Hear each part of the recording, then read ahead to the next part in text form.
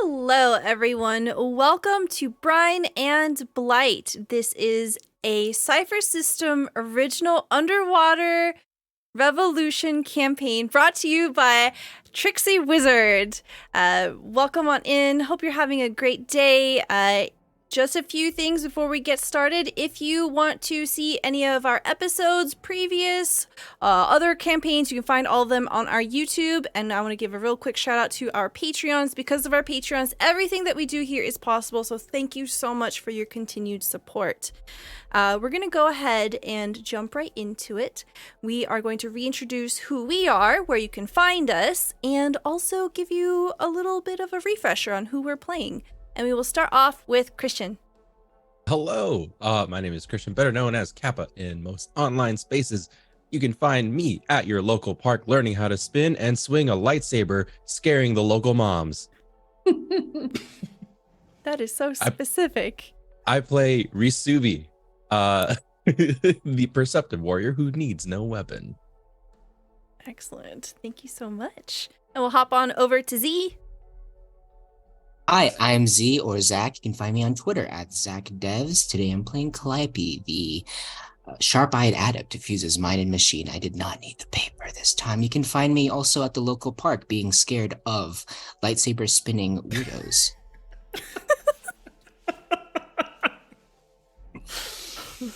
Well, hop on over to Jay.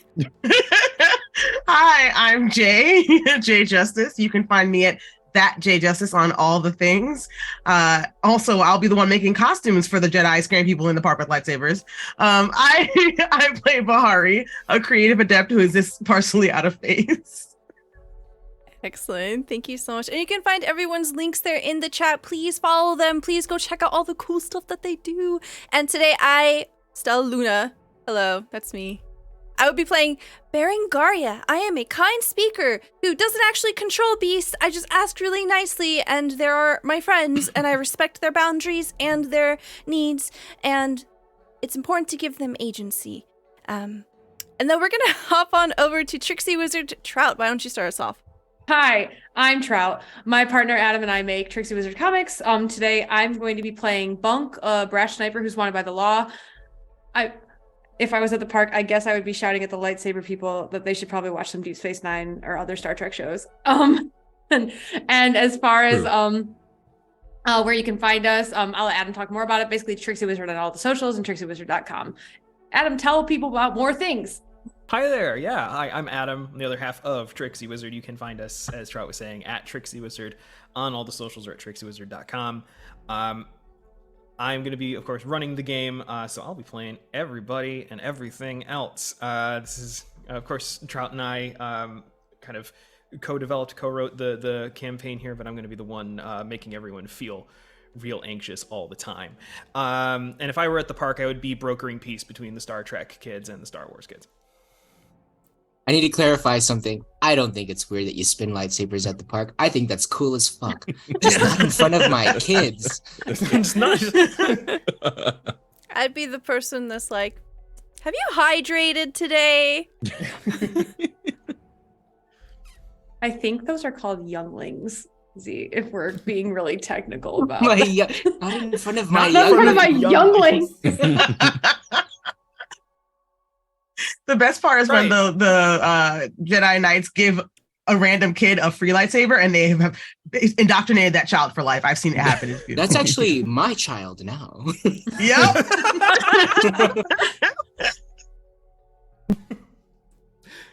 Hey, you want to play some Brine Blight, everybody? Yeah! That'd be super cool, yeah. We all have laser swords. It's our new Cypher.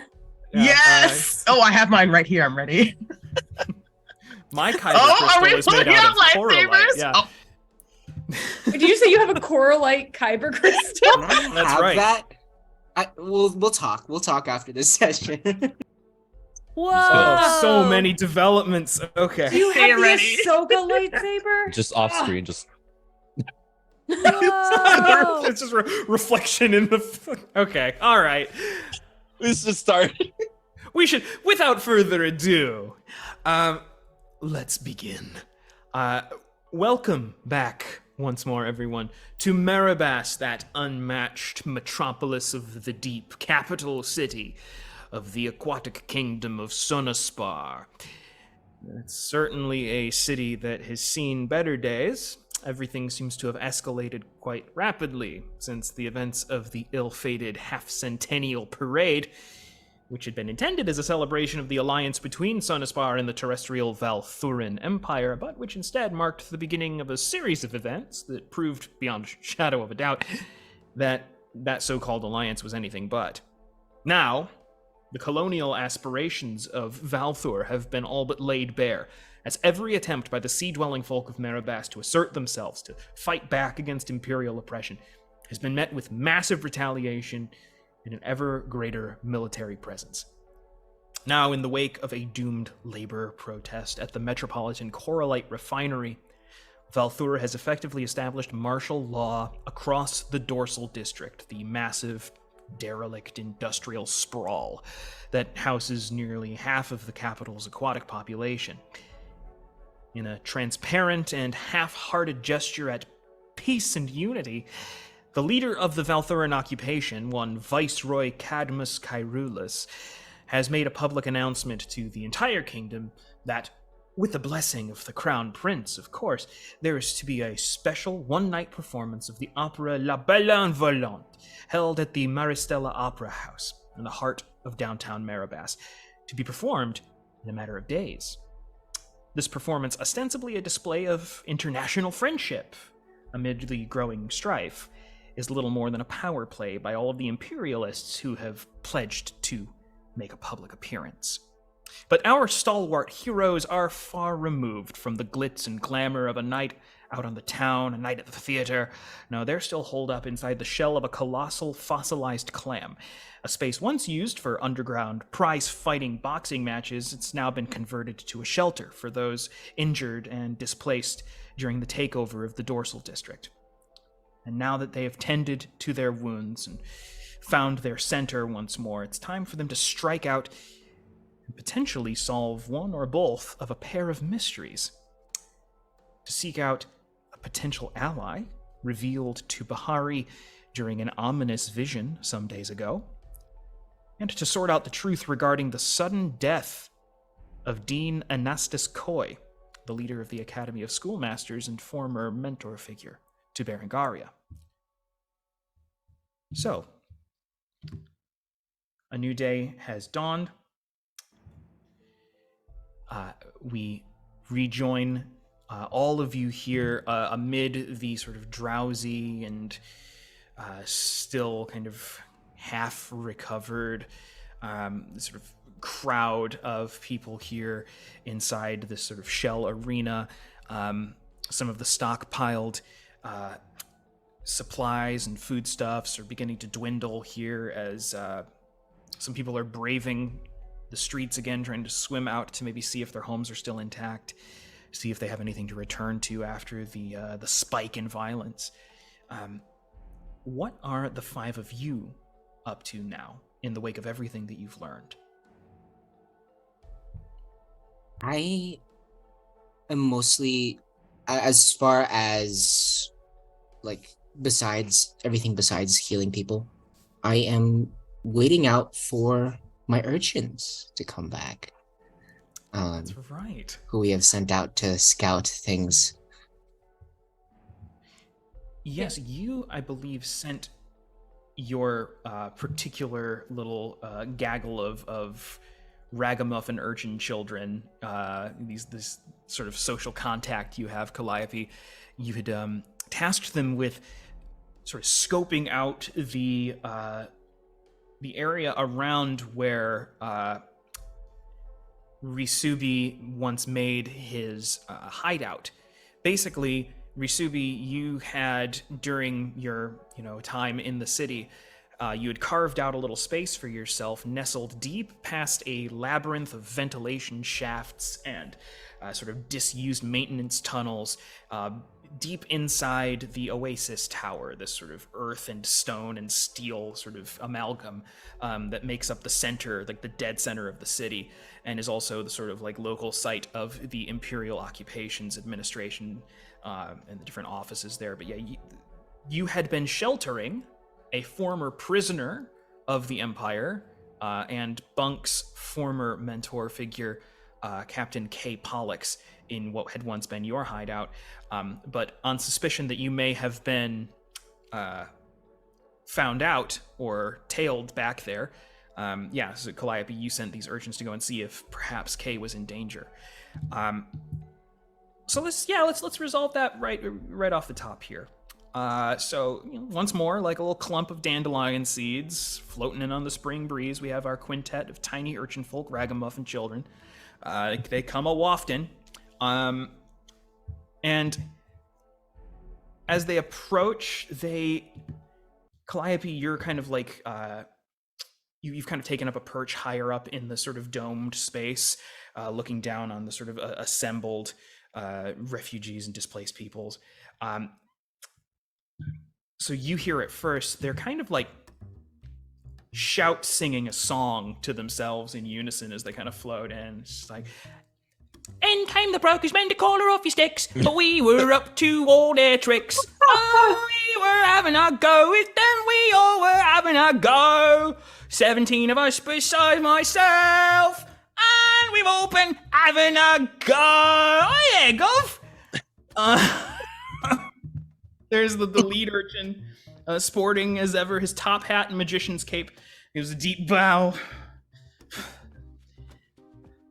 How's the day find you? Calliope, wide-eyed, just with a pot of coffee. Good. You seem like you're in high spirits. Oh yeah, well, Gov, we got good news and we've got some bad news.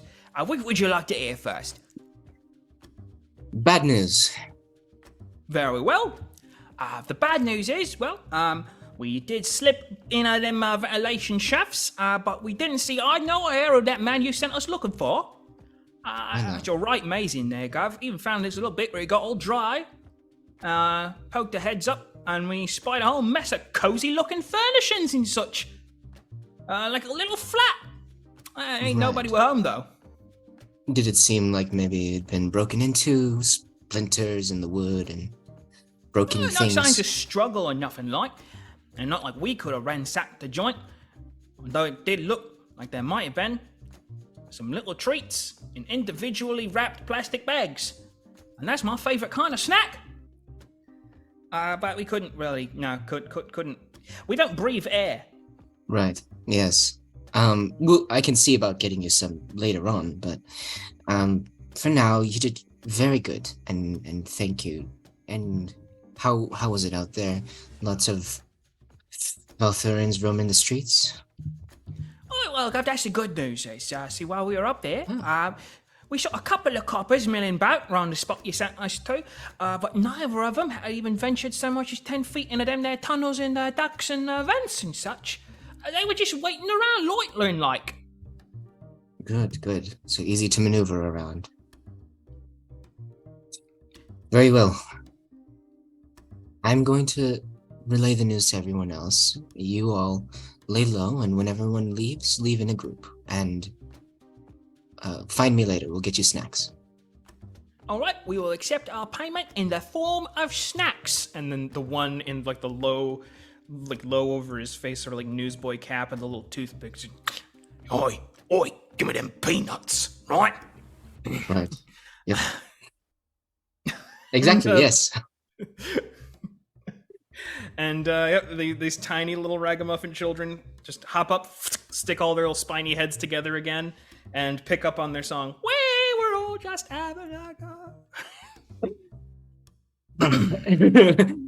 Before it comes away from Calliope's like, they are so much, and pops another coffee pot. Great. So, long story short, seems like you don't know the whereabouts of K. Pollux, but it doesn't seem like there was some big bust there. It doesn't seem like he has like a bunch of people on his tail or anything. Yeah. Calliope's gonna go down and rally everybody. So fantastic. So all 5 of you here, kind of give me a sense of what the rest of you were up to. I know last we left off, Risubi, sans mech now, alongside Bunk, the 2 of you had been kind of tuning up this small sort of like, almost like a submarine version of a motorcycle. This like personal submersible propulsion device. You're kind of giving that thing a tune up there. So I don't know if you 2 had been kind of at that for several hours or if everyone was resting. Enough time has passed that you all have kind of regained your rest rolls. So Ooh. I have mounted one of my pistols to one of the handlebars. That's what I've been up to today. And I'm also singing, not sure why it's stuck in my head. And we're all been having a go. We've all were having a God damn it, can't get it out. I think Rasubi would be paying very close attention to how, like, what's going on all the channels and stuff, trying to see what they're reporting on, anything we could update, any updates that they have on like the other sort of like uprisings that we're trying to stoke across Marabas. that's fun. Yeah. Give me a it's going to be difficulty 3 intellect task here. Okay. To kind of just basically like you're kind of hacking into like a police scanner, just like, you know, swiping through all of the different audio channels to see if you can eavesdrop on anything juicy. Sure. I have 2 separate skills that might apply to this one. Eye for detail for one, and general knowledge for another to hopefully drop it down. I would think on this one, your sort of general mechanical knowledge would apply more so than the eye for detail. Let's automatically drop that down to a difficulty 2. Okay, cool. I will roll. Boop. Success. Rolled an 18. Nice. Oh, you know what? Great. So on an 18, you are kind of scanning through here. You get a lot of the expected chatter. There's a lot of, you get the distinct impression from the chatter you're kind of eavesdropping in on with sort of like the naval channels, the kind of like unsecured or low security naval channels, that the institution of martial law across the north side of town, across all of Dorsal District, seems to have been something that has been rolling out with so much efficiency and speed that it was clearly something that they had like plans for. Okay. They were looking for an excuse to roll this out. It seems like the sort of thing that there was a sort of anticipation of escalating tensions, and this is all kind of unfurling according to Imperial plan. You also do hear isolated sort of like police scanner reports of, you know, huge uptick in vandalism around the other districts in town, specifically Maxilla District, which is another sort of like new industrial is where like the Marabas broadcast news station is. Lots of like incidents of people reporting graffiti, broken windows, small fires, small like yeah, let's call them like chemical burns, like people who have been like kind of making sort of makeshift like like core light leaks or something. Or I was gonna say like basically like a coralite, like raw coralite, or even like biochemical like acid, like Molotovs that people are just like throwing it, and any, you know, and so it seems to be spreading. The one area that seems to be not as affected is one of the more isolated kind of like entertainment and shopping districts, Lapet's district in the southwest. It's a place where a lot of the shops are reporting being like closed down. A lot of them are barring their doors or throwing up additional security measures. But since it's a part of town that's always been a little more well-to-do and was kind of like the place where surface dwellers would come down to like, you know, enjoy the nightlife in a kind of like kind of a convenient way. It's not necessarily a place where people live. It's where people with power and money go to have a good time. That place seems to be a little more isolated. Seems to have been, you know, they already were prepared to kind of like stave off small time crime like that. So otherwise, yeah, you get a sense that like your attempts to spread the sort of vitriol around the city has been mostly successful. Cool. What about Berengaria and Bahari? What have you 2 been up to?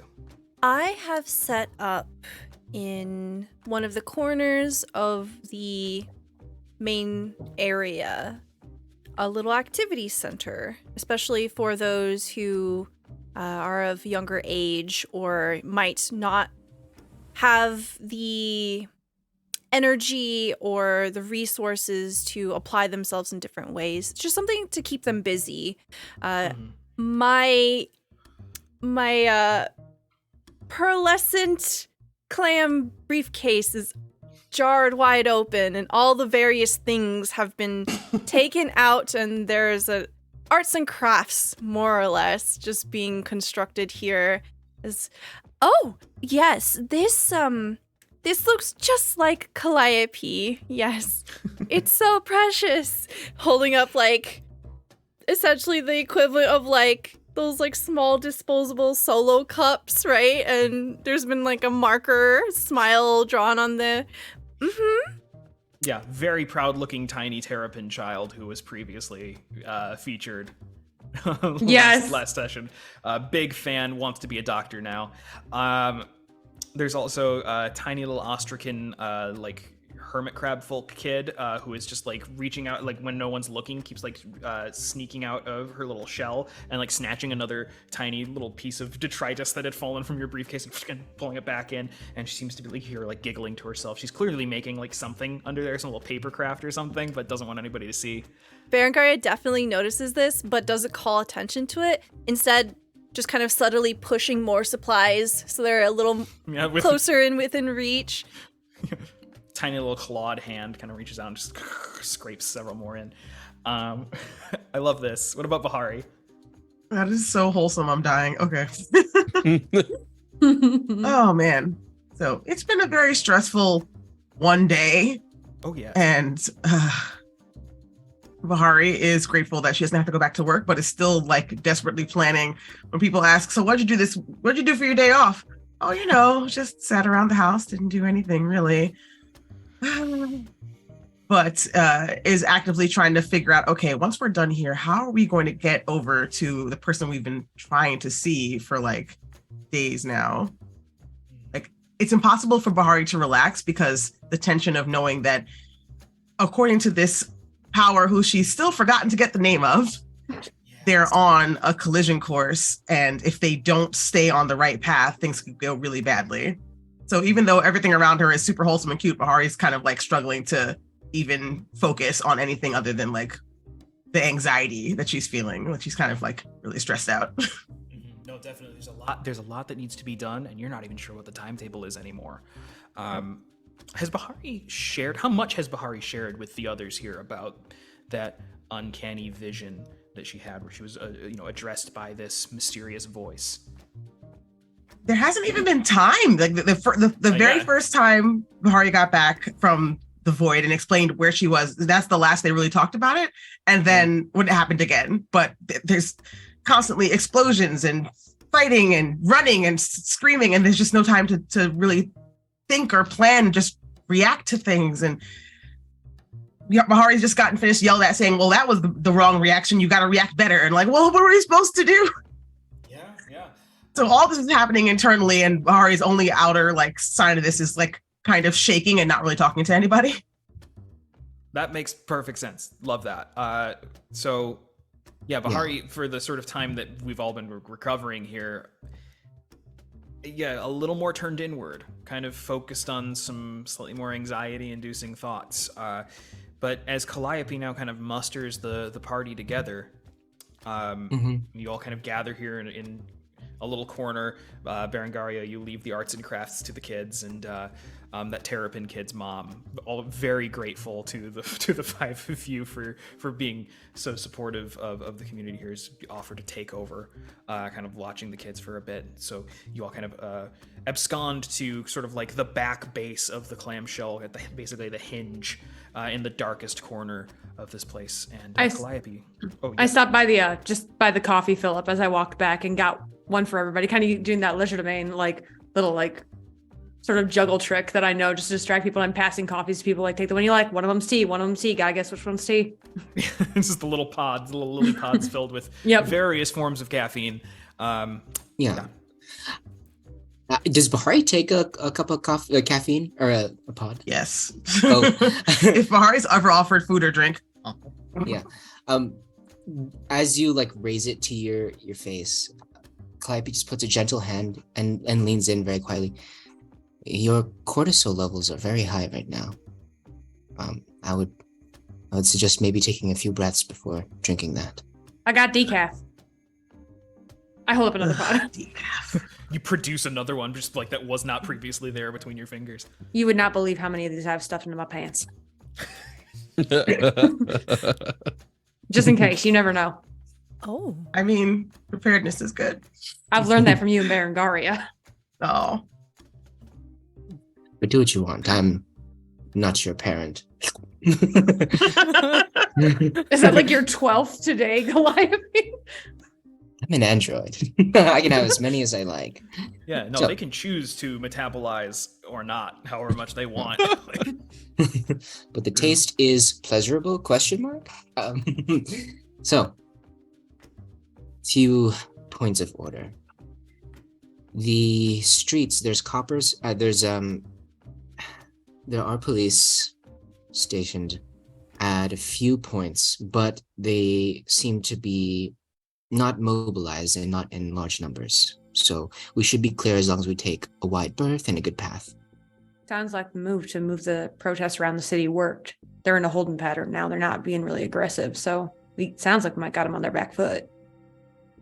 It Yeah. seems as if they were anticipating an increased response and aggression. I would not be surprised if they are prepared for more. What makes you say it, Rasubi? You been listening to the scanner? Over the past several hours, there have been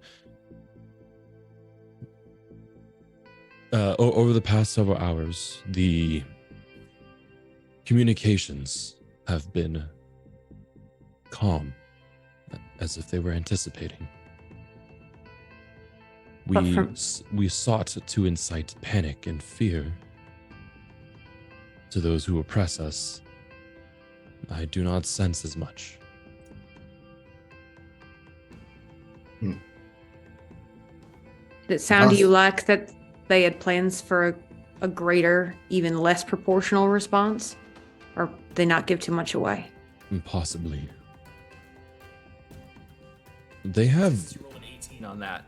Yeah. Risubi would get the general sense that like no one in like central command up in the Ostara complex atop the waves, no one's like happy about what's happening, but they are more than happy to take the opportunity to leverage, more direct power.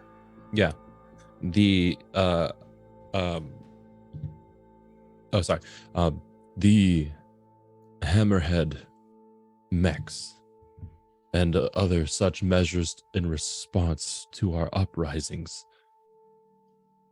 Those have been around for months.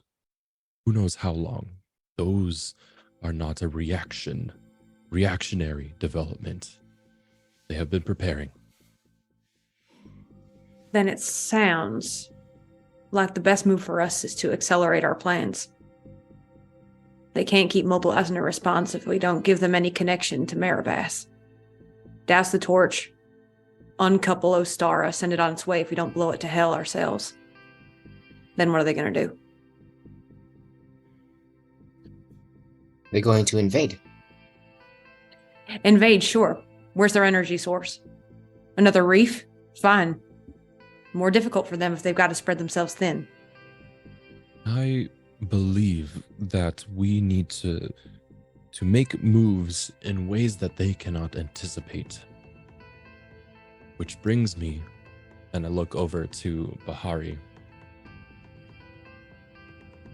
You spoke of some strange being that warned about our path.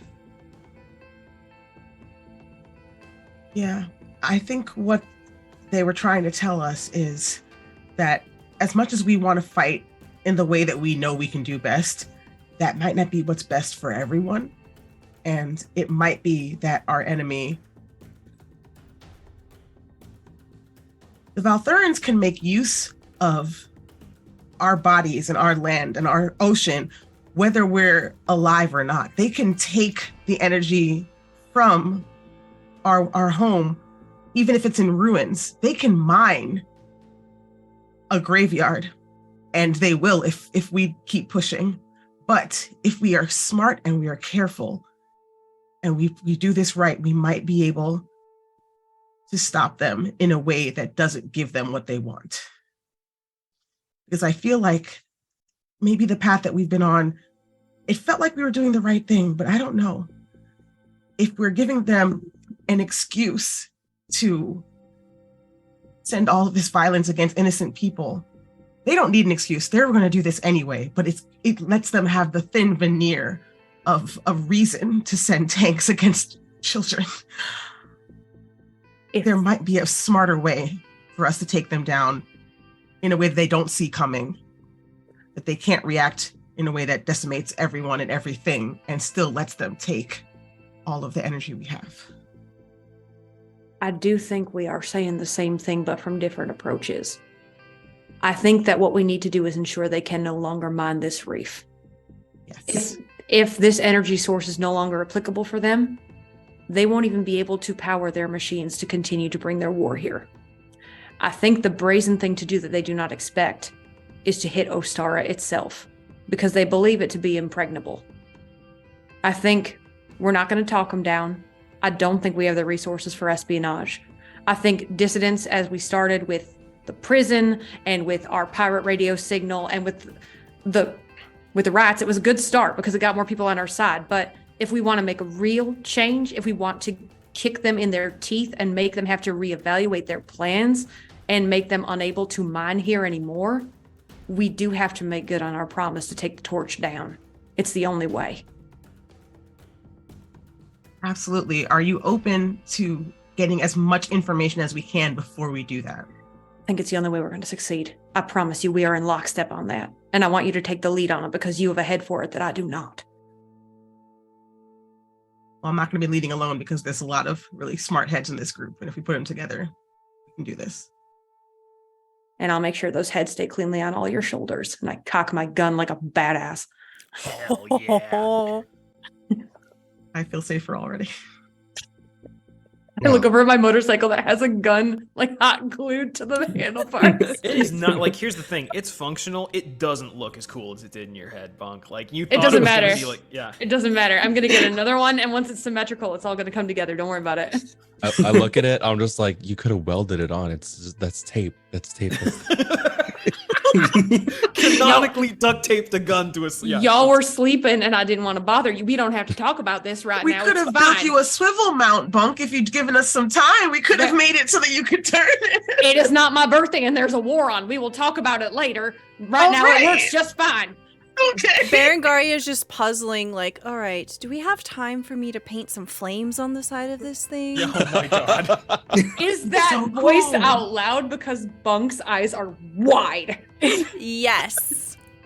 The look of admiration and respect and like feeling truly seen by someone crosses my face. Listen, I mean, if you want it, I'm not going to tell you. If not we to. work together, If we work together. many hands. Revolutions are collectivists. Yes, if we all work together, we can get these flames on my. Yeah, let's go. Bahari, you spoke of a doctor. Yes. Bahari, the plot, please. This is, you all are the seeds of revolution here, and these are the people that are gonna free Marabas like- from the Valthurans. We're Clyde doing is just there like this. cluster of gremlins. Is just The seeds of revolution grow many flowers indeed. Yes. Yes, you spoke of a doctor. Do we have Yes. a specific goal? We just have to talk to this doctor and figure out what to do next. We just need more information, and that's who we've been told to get it from. Same time, Bahar or Berengaria, you wanted to know a bit more about the truth to what happened to your former colleague. Mhm. If we wait too long on that, if they are truly trying to do some sort of cover up, the cops are going to clear it up. We're not going to see anything. They're going to bury all of it. good point. seems that there are two paths diverging here, both very urgent. And I think in this situation, there's no coincidences. Nothing is happening in a vacuum. I think you guys should go and find out what happened, because it may have something to do with everything. If I've learned anything over the past day and a half, no one's going alone. So if we're all gonna handle this 2 birds, 1 stone, we ought to split up again. There's one more thing. Calliope turns to Rasubi. Your room was empty. No sign of a struggle. That detective got in there, it wouldn't be much of a struggle. Kate Pollux would have had him pinned to the wall in a minute. Nothing ransacked. No. The urchins couldn't even get the peanuts. Oh. Okay. I'll look over at Bunk. Pollux might have left. Did they search the entire hideout? From what they could see, from where the water was, but it's a good chance that Pollux is not there. He might have gone to ground again. I doubt he got snatched. I think your hideout's pretty good, Rasubi. I don't think anyone's going to find it. Even that detective didn't seem to know how to get in, just that we'd been around the area. That is good. That is good. That means we have an entry into the oasis. Good. Well, we'll keep an ear to the ground for now, and hopefully some more information turns up. But for now, we have our priorities. So, I would like to accompany you, Bahari, if you like. So same, I'll walk with you, Berengaria, just to make sure that detective doesn't keep snooping around. I was going to ask if you could come with me. Yeah. Never need to, I got you. We all look over at Rasubi. Rasubi, mechless. Yeah. You're just a tiny little squirrel in a scuba suit. I'm very curious as to what this doctor has to say. However, I believe you will get through the oasis faster with me there.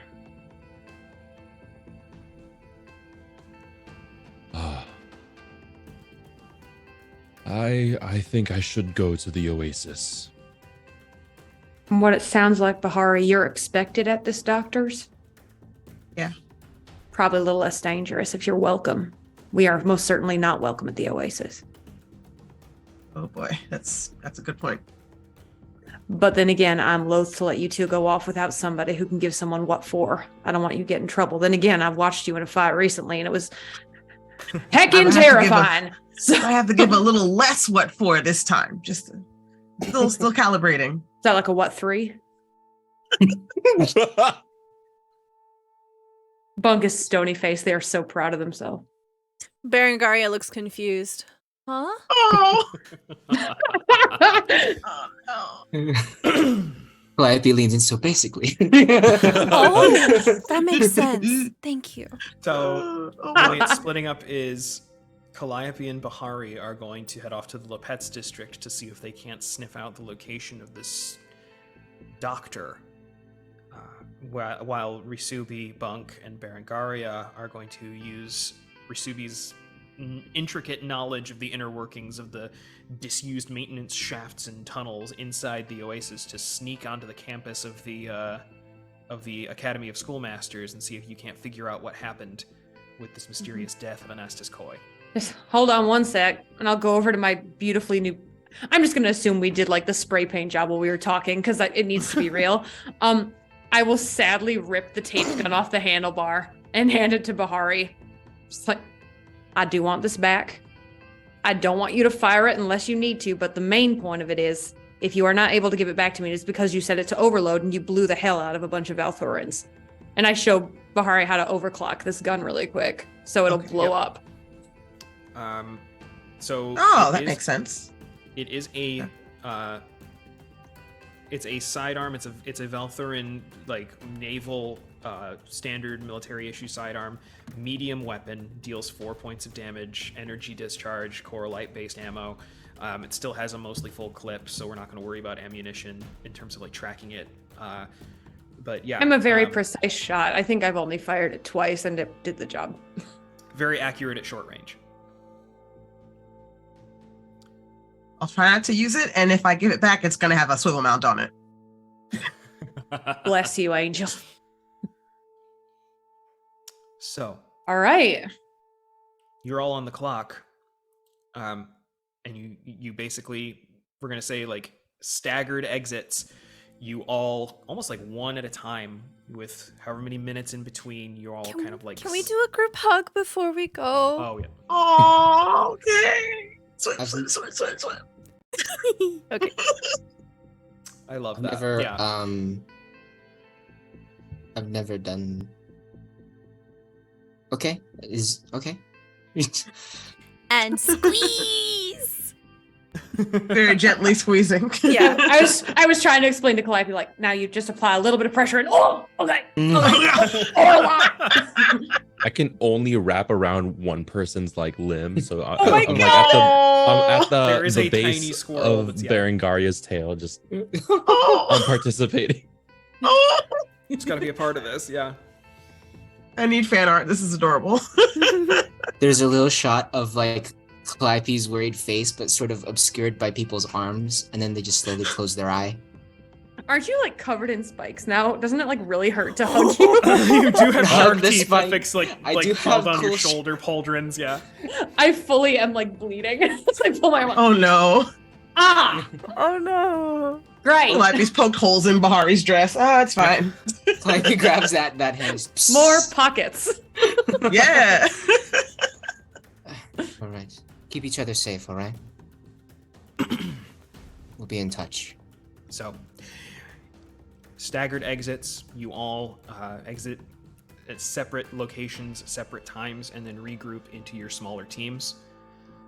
Let's start with Bahari and Calliope. The two of you have a bit of a ways to go. You're on the north end of town here in the Dorsal District. Lepet's is... It's the smallest, actually, of Marabas's 5 districts, and it's actually a very narrow slice of the city's southwestern region. As I mentioned before, it's primarily a shopping and entertainment district for, the sort of moneyed classes, although it does have a rich history as a haven for artists and poets and musicians from the pre-imperial era. It exists now. Oh, we're in the East Village. Yeah, exactly, yeah. It exists primarily now as a destination rather than Can I go to the big gay ice community. cream? Yes. Incredible. Yes. It will take some time to arrive there, but you will face very little with some guidance based on that really good roll Risubi made checking the police scanners. He'll be able to give you guidance in terms of like which streets to avoid, which thoroughfares to make use of, and you're able to approach without gradually. It takes the better part of the morning to cross through the city, but you do by the early afternoon arrive there without incident. I'll say that it's always pretty sparsely populated, but right now it's basically a ghost town. What residents it does have, again, largely well off and often assumed by the residents of other less well off districts to be Imperial sympathizers at best or collaborators at worst. You find that most of those people have kind of shuttered up and left. This district is quieter than its reputation would suggest, and many of the storefronts are closed. Its clubs and music venues locked up. Word of the unrest spreading south from the Dorsal District and the labor strike has made its way here, it would seem, putting something of a damper on what might have otherwise been usual day's festivities. Can I just get a general awareness check from each of you? This is going to be a difficulty 3 intellect task to just basically see if you have your wits about you.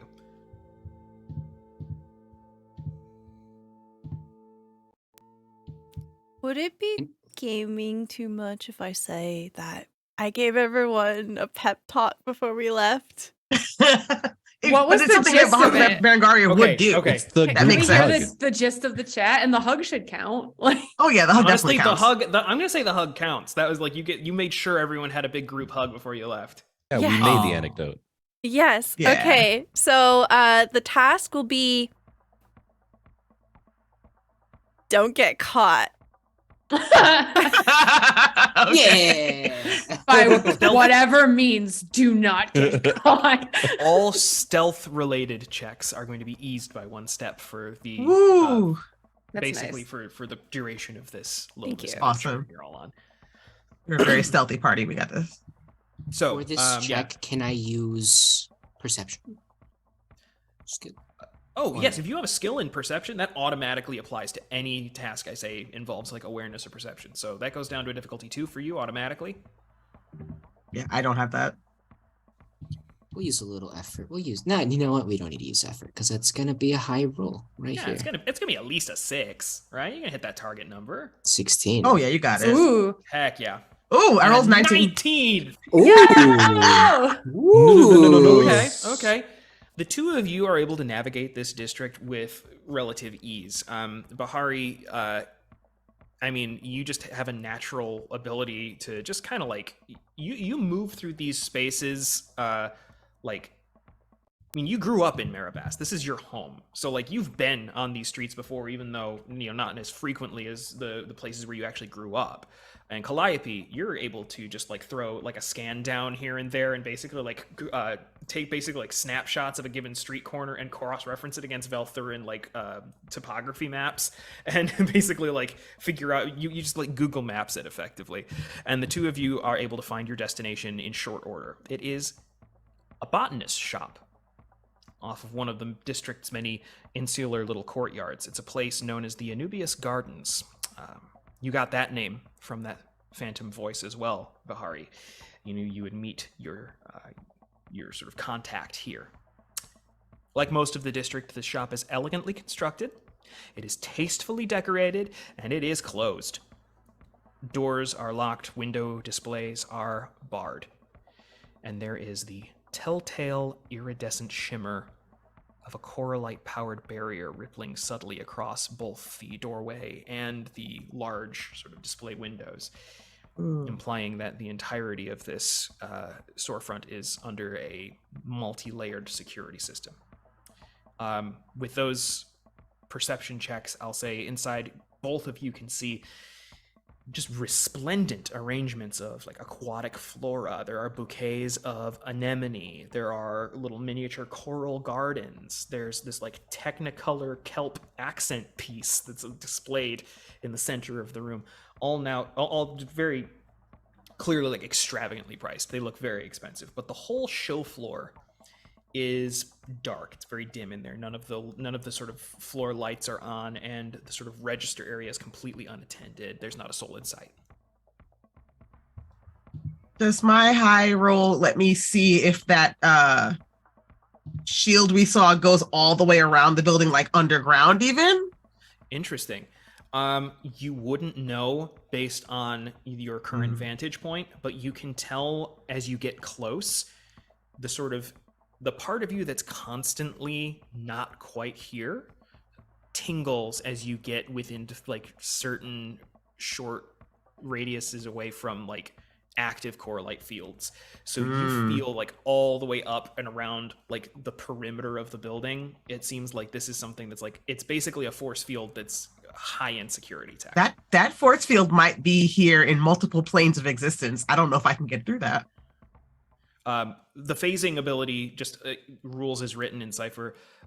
Phase cloaking or phasing in and out does not. You can't go through energy barriers with it. Exactly.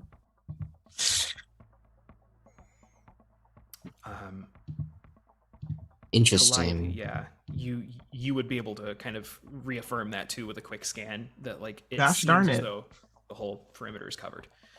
You'd have to figure out some way to disable that.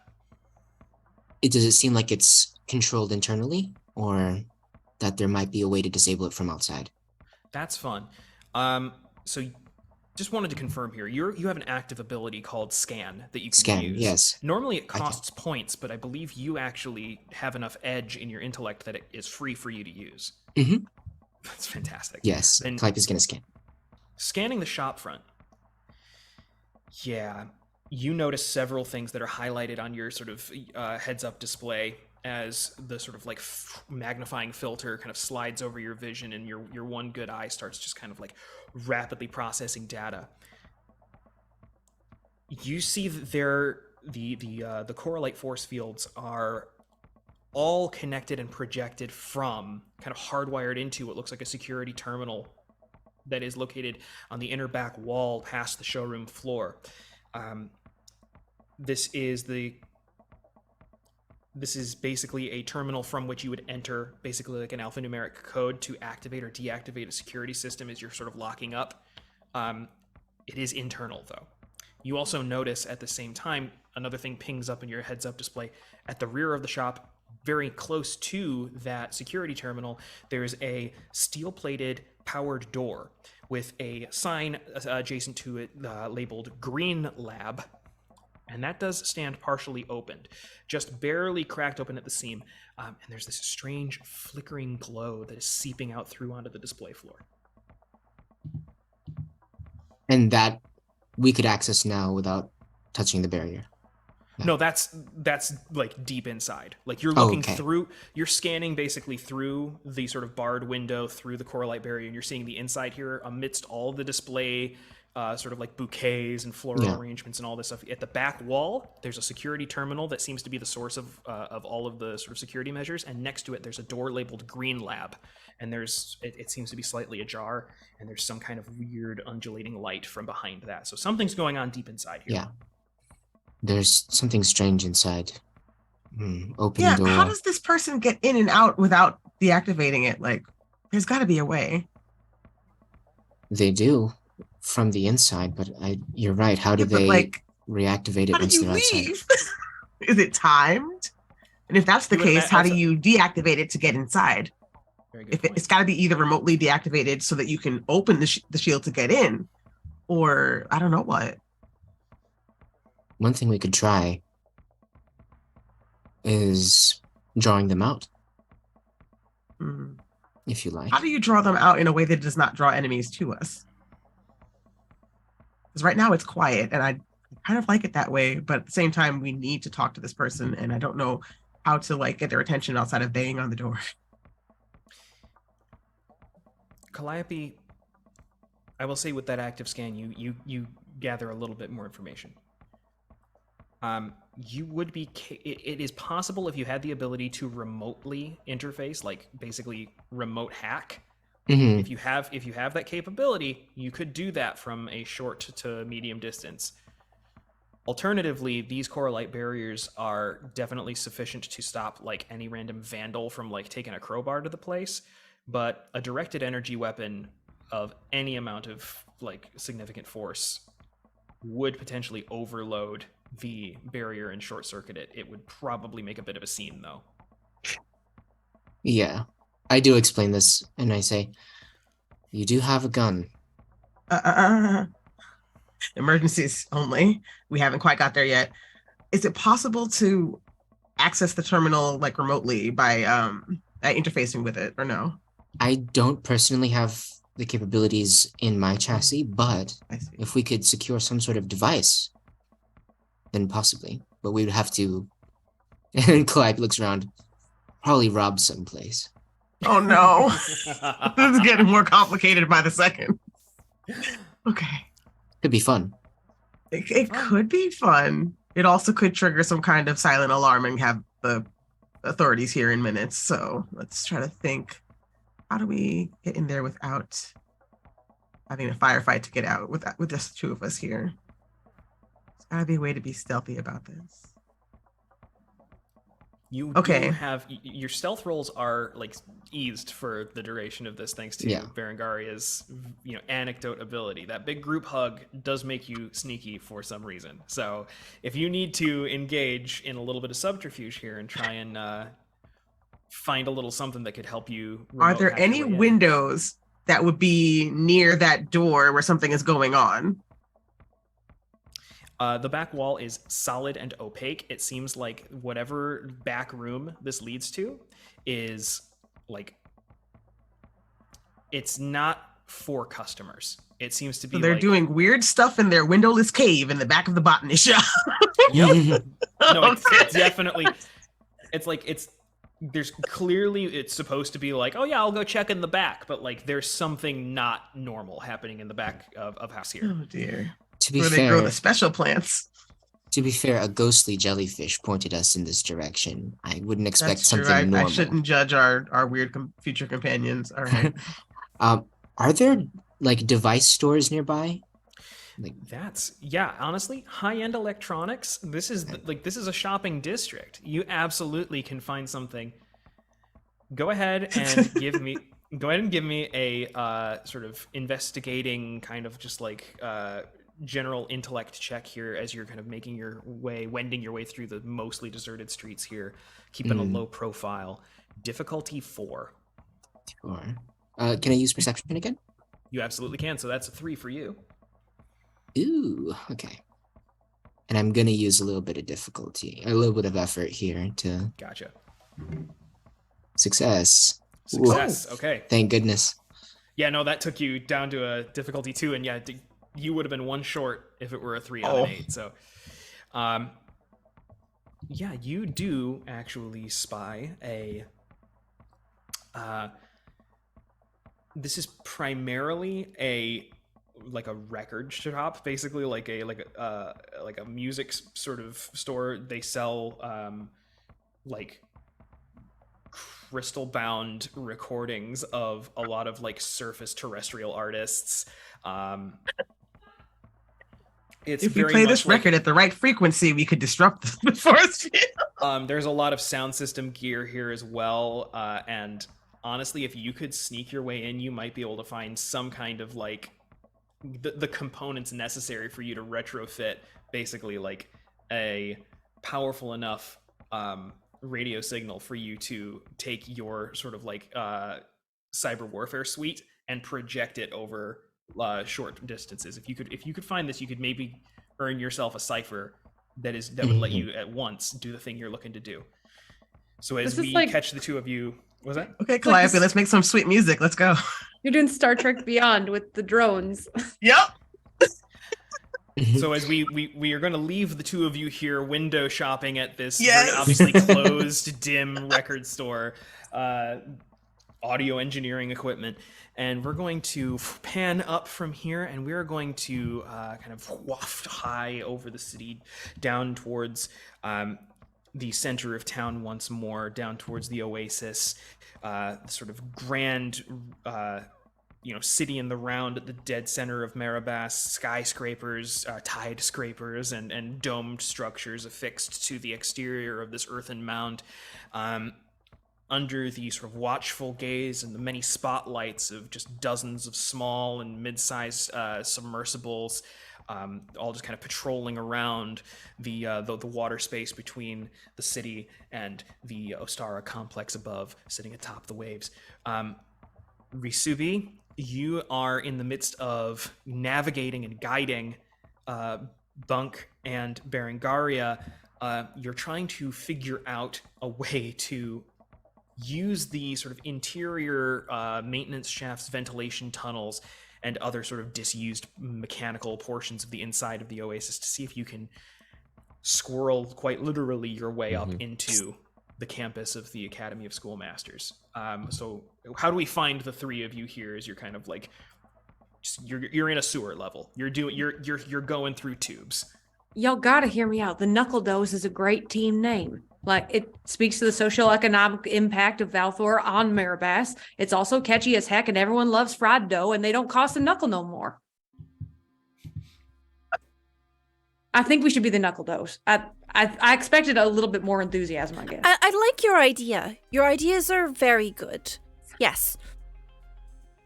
Is there a butt coming? No. Oh, good. Thank you. Well, shucks. I thought it was a real good idea. I'm just trying to be more like team spirity about it. That's all. I really enjoyed the Dowsers. The Dowsers. That's pretty cool. Oh, I have to admit, I like that one more. That's all right. I cannot process dough. Perfect. I guess it can be a more inclusive name. I'm fine with the Dowsers. As long as it's emblematic of what we do and what we fight for. I would like to eat a knuckle dough at some point. Risuvi, go ahead here and give me an intellect check. This is going to be a task difficulty 3. This is not a portion of the sort of mechanical substrata that you've navigated frequently. You don't have it all mapped out. You're going on instinct a little bit here. But you're still in your wheelhouse.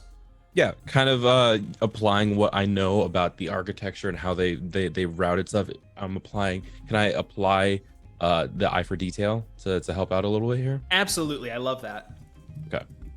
So that's gonna be difficulty 2, target number 6. Difficulty 2. Do you think that? Oh, 17. Nope, we're good. Sorry. Nope, we're good. Absolutely. I just rolled. 17 success. Very, very, very easy prospect for you to make this sort of trip.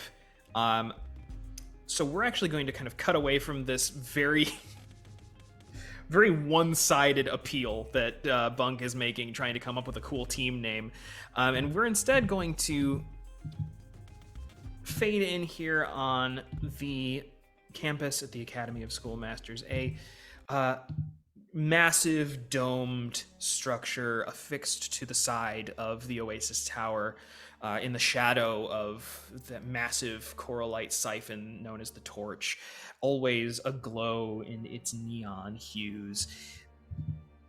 But today the Academy is in mourning. Everywhere within the domed campus, we can see structures draped in these flowing black banners undulating slowly and with the tides, and outside of the essential daylight zones, the different plant nurseries, most of the artificial sun lamps that keep this place illuminated 24 hours a day are now dimmed in memoriam of Dean Anastas Coy. Taken too soon. Classes for all the aspiring schoolmaster initiates have been canceled for the day, leaving the grounds only sparsely patrolled by the odd groundskeeper, the occasional small cluster of wizened old merfolk professors all murmuring amongst themselves about the last time they each saw Anastas and how this might affect their department's funding. In the midst of this, a nodule of the there's a small public restroom affixed to one of the sort of nursery areas where sort of juvenile sea mammals are cared for if they where they're brought in, tagged, microchipped, their injuries are seen to, and then they're sent off. There's just a little public restroom here for employees, and there's a rattling and little screws come unwinding themselves out of a ceiling vent for the oxygen filtration system as it detaches and slowly floats away through the water. And there, poking his tiny squirrel head out from the ceiling, is Risubi, having navigated the three of you onto campus covertly. I look around just to see if anyone will be here to notice three beings emerging. Is somebody using the bathroom? No, there is an unattended sort of like janitor's sort of like globe, which contains basically like various different like aerosolated like cleaning products, which are like automatically mixed with the correct volumes of seawater and then dispersed through the entire like localized waterscape. But like no, nobody's actually here right now. I observe no threats. We may emerge. Hey Adam, how big's that globe? It's about like a little less than 2 feet in diameter. It just contains like hyper concentrated cleaning solutions. Yeah. My friend Calliope might know how to turn that thing up to 11 though. Can I take that with me? You get the distinct impression that carrying this thing with you now, rather than marking it and coming back for it, maybe would put you at you'd basically be like just hauling a fairly large piece of equipment just around with you. If you want to go for it, you could try and play it off, but it would make you very noticeable. I do have my arms around it. I'm looking at my friends, and I just sadly take them down.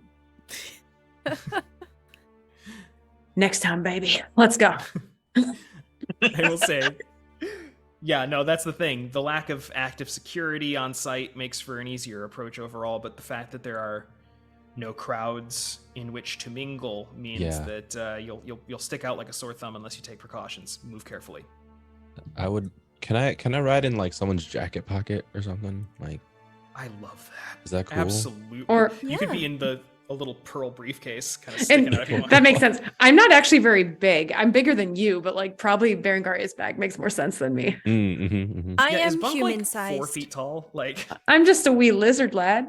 yeah, like they're like 3.5, 4 feet tall, not including the tail. So like, I stand tail height. I'm huge. tip to tail. Yeah. Tip to tail. So If yeah, you Risu, prefer me to obscure you partially, you can hop in, or you can ride my shoulder. I will hop in and just. I think it's best if my existence is kept to as few people. The knowledge of my existence is kept to as few people as possible. Mm-hmm. You got a little tiny periscope in there or anything, Barry? You could peek through. I will be honest, I don't know what's in there at this point.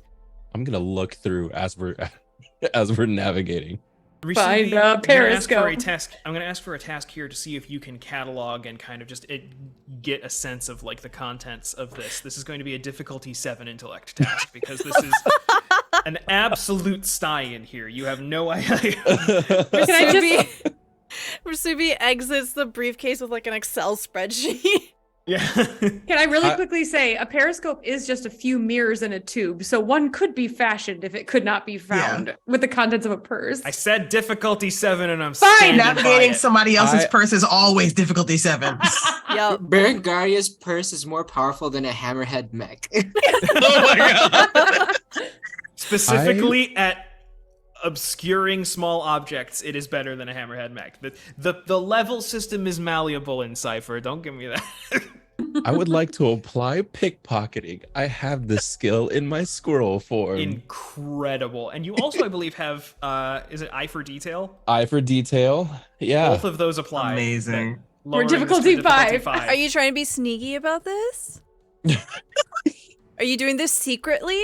This is not a stealth roll. It's not a stealth roll. Yeah. Okay. I'll take what I can get here. On a 15 or higher, you will understand. No, your surroundings. I rolled a 1. Oh, no. I become part of the paraphernalia. You have I will become get- lost in the purse. I will Willingly claim my climbed right. into the bag of holding. What are you doing? Yeah. I will claim my right to a GM intrusion here, but I will make it proportional to the stakes.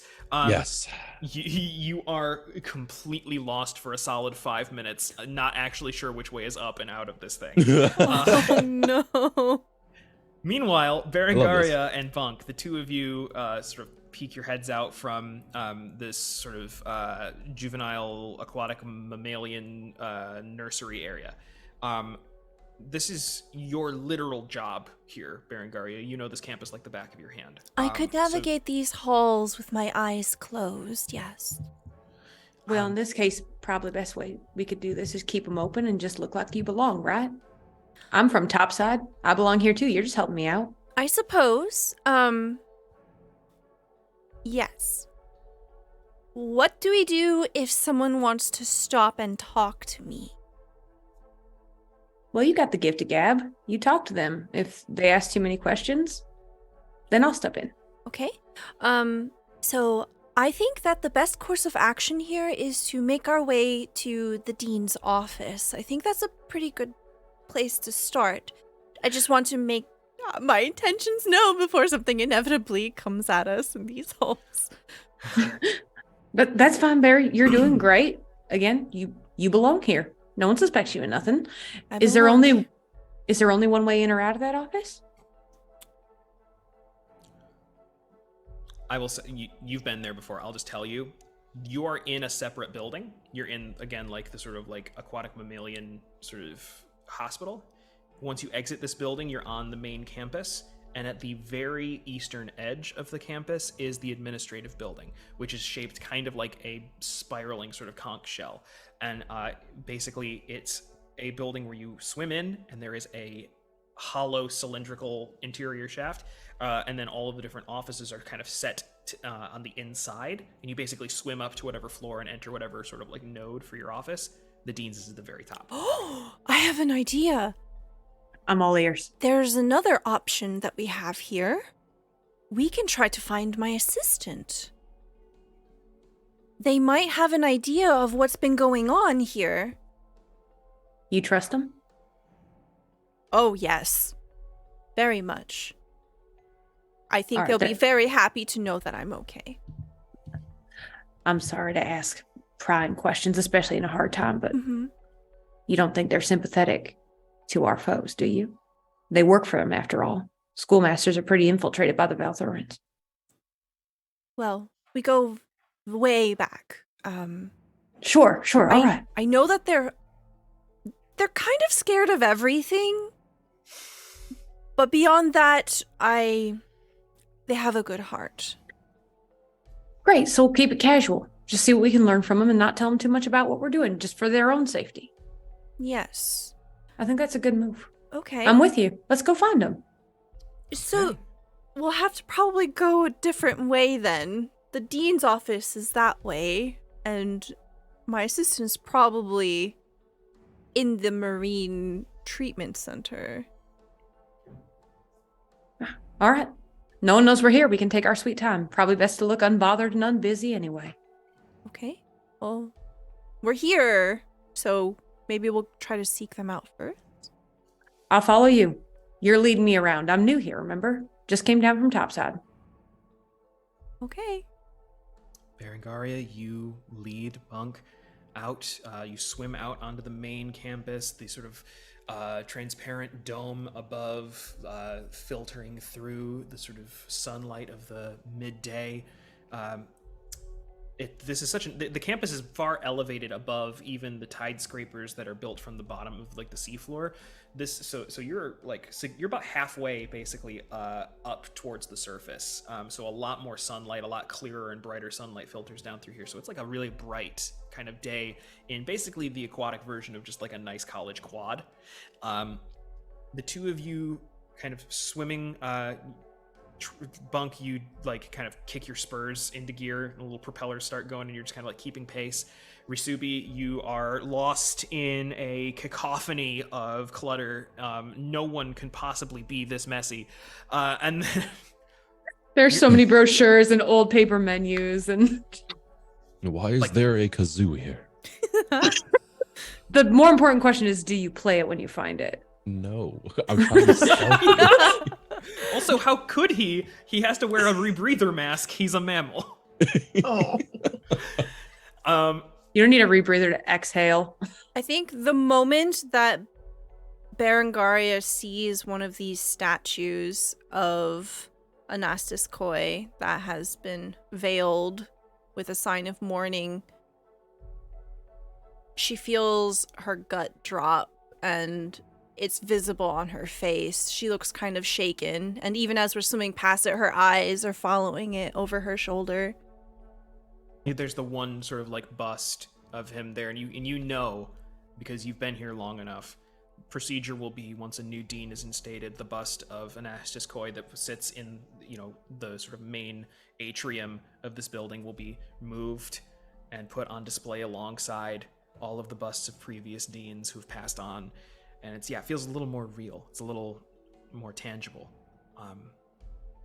You're shaken out of this reverie, however, when you have been in the kind of open air of the campus not 3 minutes, when you hear,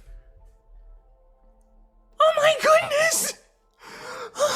Schoolmaster Berengaria, is that really you?" And up comes, just careening through just like swimming in haphazard patterns, this big bulbous-eyed goldfish person. your personal secretary, Euphrosyne, still wearing the sort of like flowing robes of the Scribes Guild at the Schoolmasters Academy, her little sort of like hard light hollow display clipboard clutched close to her chest, and she's like panting, like her gills are just like going wild. Oh my God. I'm so glad that you're okay. I've been my arm was hurt, so I was on sick leave. We have been worried. Sick? I thought you died. Where have you been? Sick leave? I look over at Bunk. Who is this? Who is this?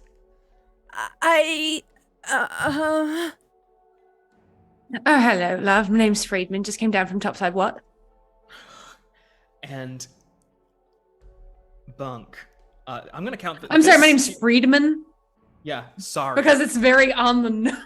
I guess. Euphrosyne's approach has been so loud that both of you can see other people on campus starting to look over here, making a bit of a scene. Berengaria has been marked as a missing person for some time, for like several days now. Oh dear. This is a GM intrusion. Each of you take 1 XP. Okay. And I need the two of you to like Bunk, you've already stepped. Sorry, Friedman, you've stepped in here. This is going to be a roll to deceive Euphrosyne. This is going to be a difficulty 4 intellect task. Euphrosyne seems. You're being next to Berengaria and Berengaria not looking like threatened to be near you, looking friendly with you, immediately eases this by 2 steps. Because Euphrosyne does not trust anyone, but trusts Berengaria so implicitly that the fact that you have Berengaria's okay makes this only a difficulty 2. Great, and I will use some effort to take that down to difficulty 1, because I would like to not be immediately apprehended. Oh, oops, my bad, sorry. Clicked the wrong thing. That's a 10 with her success. You succeed on a 10. Euphrosyne immediately starts to center herself.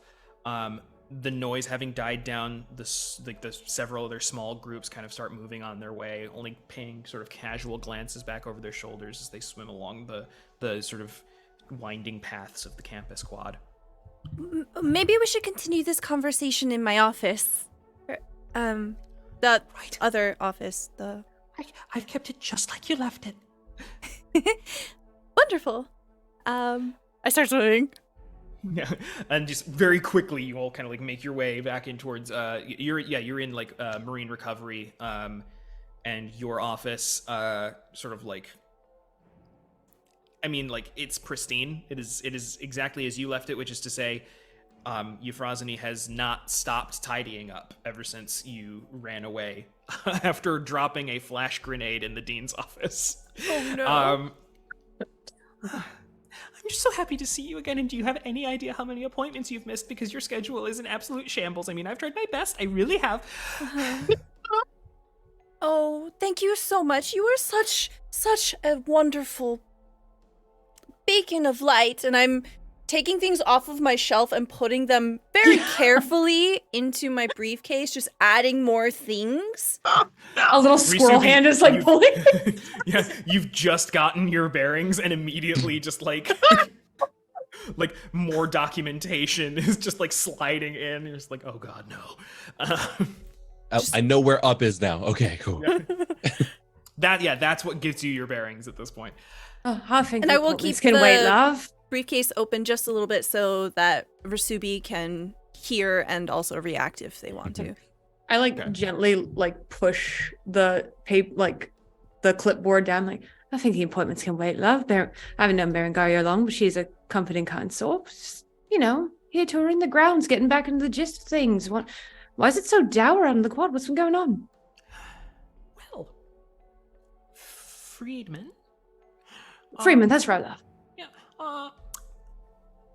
I would ask under on normal circumstances, on brighter days, I would ask what your business is, and how things are going topside, and I pull a hanky, like a little piece, a kelp hanky that's appropriate for a Sonaspari. Yeah, she takes this basically like let's say it's like a finely woven kind of like knitted like kelp little handkerchief, and she dabs her eyes, which is like one well over here and the other one 180 degrees over here.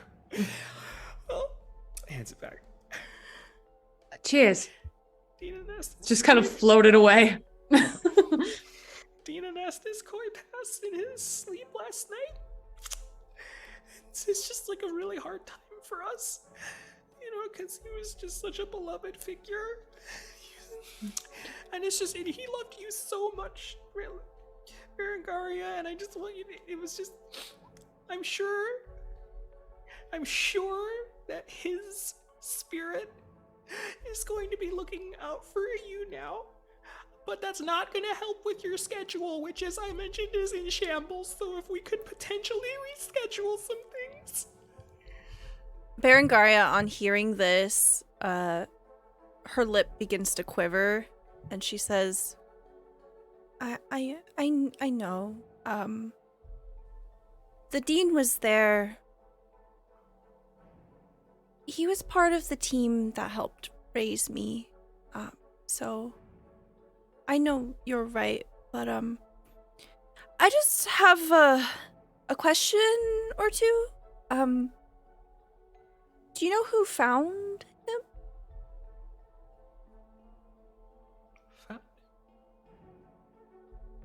Well, who gave the information?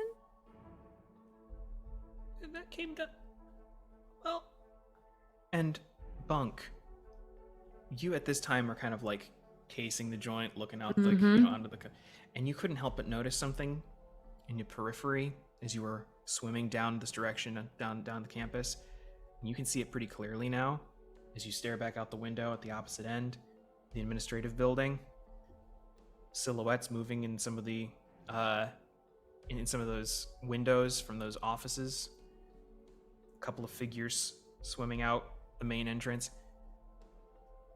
Most of the campus isn't guarded, but there are at least half a dozen Valthuran and Marine infantry that are patrolling the exterior and interior of the administrative center. And at this point, Euphrosyne is kind of stumbling, trying to explain, and it's becoming increasingly clear that she's just bought hook, line, and sinker the entire official story and hasn't questioned even once the circumstances of Anastaskoi's death. And we're gonna pan back over to the opposite side of town. Alrighty.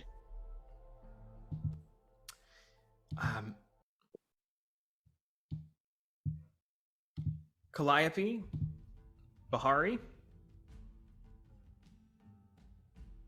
Actually, we're gonna come back to the two of you after a very brief break. I'm just realizing this could turn into something, and I don't want to get us ensconced in it without us having a minute to kind of maybe stretch and get some water. So yes, we're gonna go ahead and break. Take a little stretch. Stella, if you want to take over. Yeah. We'll be back in about 5 minutes. Please grab your snacks, grab a drink, and we'll be back here very soon. We're back, everybody.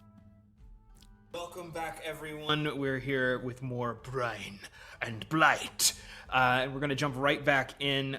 When we left off at break, Calliope and Bahari had just sort of made the decision to basically commit a little petty theft here. They're going to break into a closed record store, which let's call it Sandbar Records. You're gonna try and basically break in here and try and steal some technology, basically some sound equipment, some sort of radio transmission equipment that Calliope might be able to use to jury rig a device by which they can take their hacking software, their cyber warfare suite, and project it over a long distance instead of having to be physically at the hacking panel. So the two of you here are just outside this store. Again, windows barred, doors locked.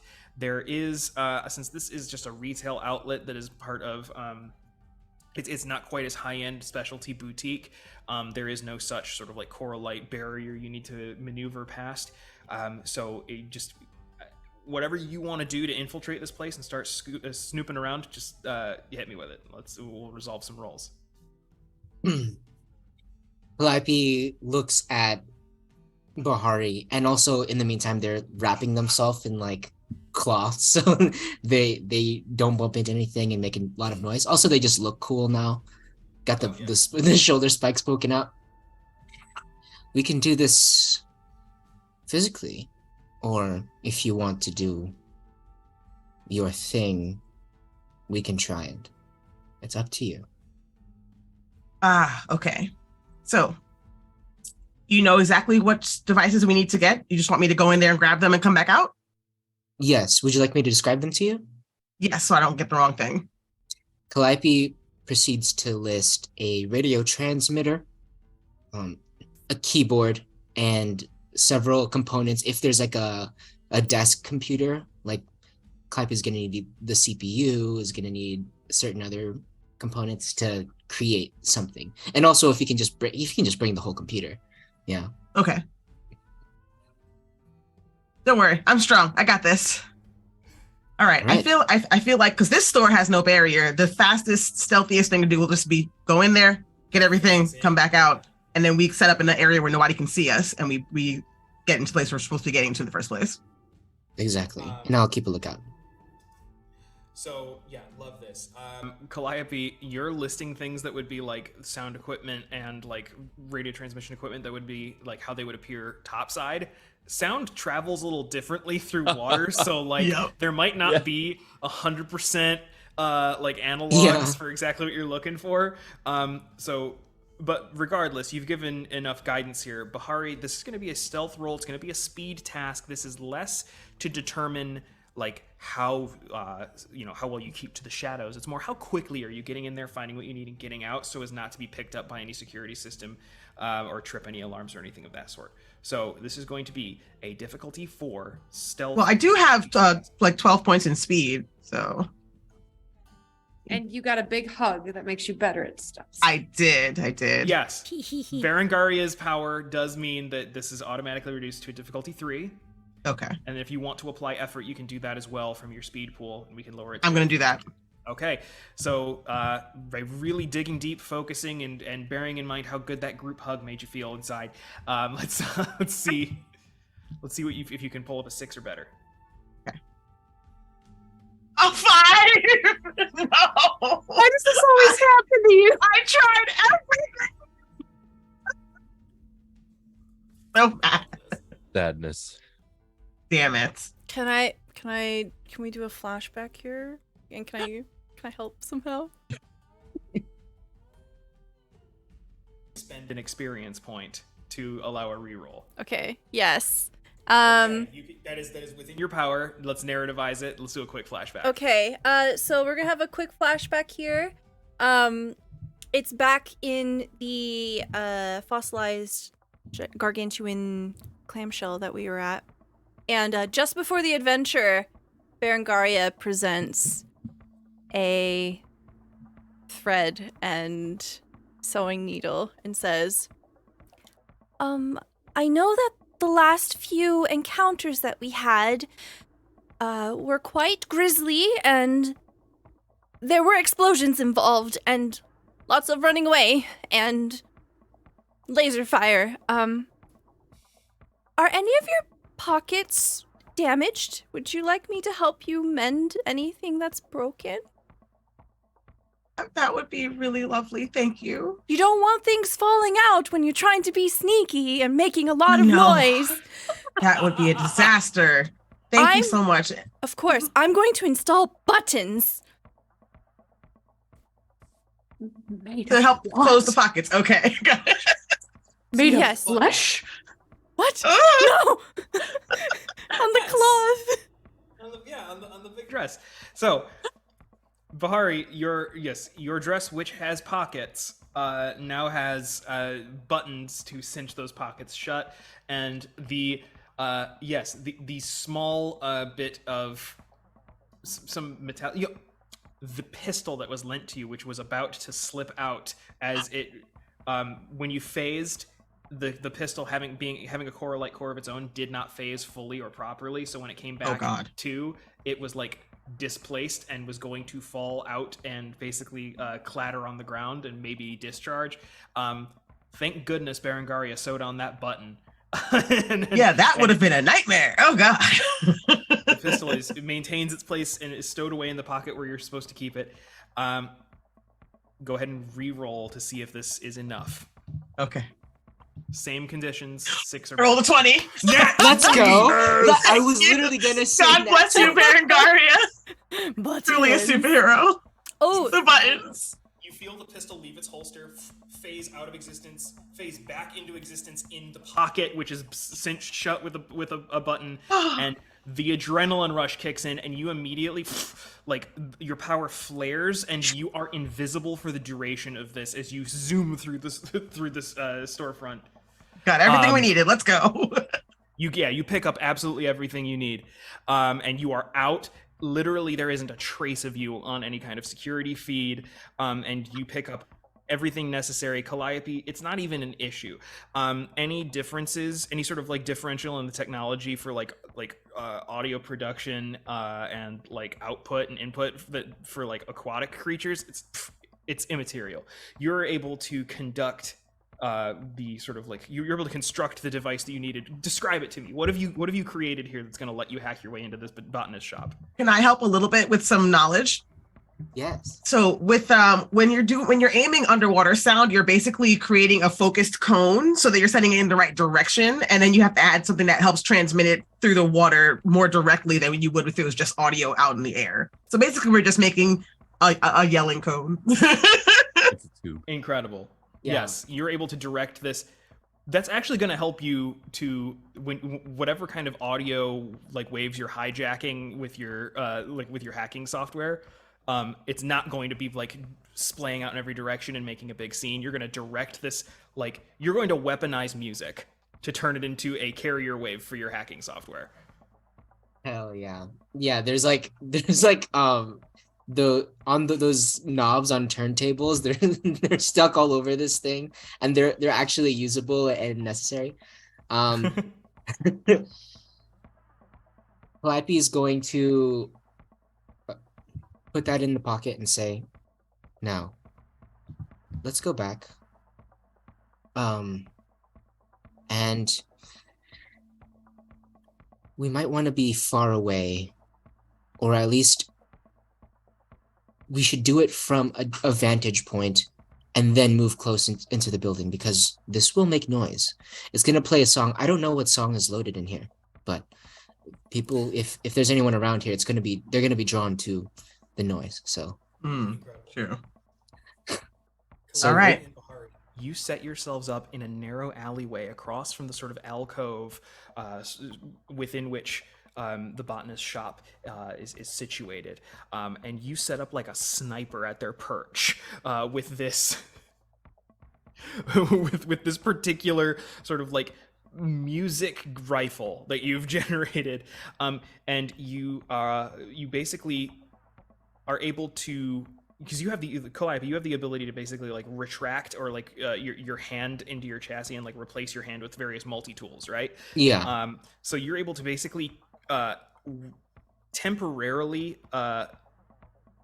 insert your own hardware into and basically retrofit yourself into it, and you've unified your hardware with this. Go ahead and tell me how this goes as you start from this hidden vantage, as you pull the trigger and you fire off this audio file through which you're basically doing a one-off remote hacking task. What music plays as you give me the difficulty 3 intellect check to hack at a distance? Let's do it. Okay. So you're gonna roll, or okay? I'm gonna roll. And Calliope's like got a hand on the ear. There's a turntable that they need to spin to charge it up. Difficulty 3. There we go. Let's do it. And I'm gonna use effort here. Okay. expending from your intellect pool as you focus. Whoa! Woo! There we go. 17. Nice. 17. 17. And Jay. Okay. So as you press play, we hear the beautiful strains of underwater violins and a very deep voice saying, "Sand dollar records for the 99 and the 2000." Yes. Go, you're working with some clam yet? You bad yet? Make a man to spend his cash yet? His last year. Girls frown when you pass yet. They're mad yet? You gonna ride in my jacket? Did you spend all of Girl, it you look doing good. that? Won't you back that clam up? He's a big foul. Won't you back that clam up? Call me Big Manta when you back that clam up. Girl, who's she playing with? Back that clam up. And it just goes the whole song. To the dulcet tones of "Back That Clam Up." Yeah, it takes a solid like 15 seconds of this audio track playing, but that's all the time you need on a 17. As Calliope, you just like your eyes, just your one good eye kind of glazes over as you basically project your perception, your consciousness for just a moment through the carrier wave, and you are like inside the inner workings of the security panel. Calliope's like, yeah, you're also kind of jamming a little bit. Yeah. And your consciousness kind of retracts back into your chassis. You come to as the song cuts off suddenly in perfect time with one voice from the upper window of like one of the sparse apartments above some of like the storefronts. Keep it down. sorry. Damn kids. And just as you sorry, then you watch as the sort of translucent coralite barrier drops. The hack is successful. Amazing. Quite a tune. One of my favorites, yeah. It's good. Calliope is going to take the lead and swim out and be like, "Let's go." Now, there's still the door to be dealt with, right? Yes, the door itself. It's you're dealing with like mundane physical security measures here. It's locked. So if you want to, pick a lock or force the door, these would be speed or might tasks. Alternatively, not to give the game away here, but Bahari, you could just phase in and unlock it at this point. But I really think that's the easiest thing to do. Yeah. We don't want to damage this place. We're coming as friends. We're not breaking and entering. We're just entering. Exactly. No, you're expected. Yep. So yeah, is that kind of how you proceed? Yes. Not sure how long this sort of hack is going to last. You move quickly. You Yep. swim on up. You phase partially. You become translucent and kind of wavy, and you pass through the physical door. On the inside, you undo several sort of like physical chain locks and like a deadbolt. Dang! And There's a lot of locks on this door. It's very old world. It's honestly weirdly terrestrial, as a lot of like aquatic structures don't use like swinging doors. It's either like a powered electronic sort of like sci-fi door, or it's like just an open sort of like archway. Implies like weirdly terrestrial like sensibilities.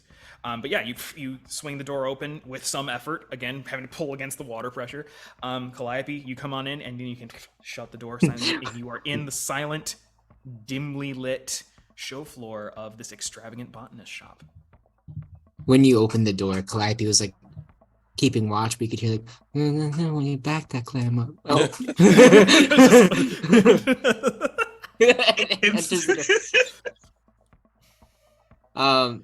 So yes, it's you said it's dark.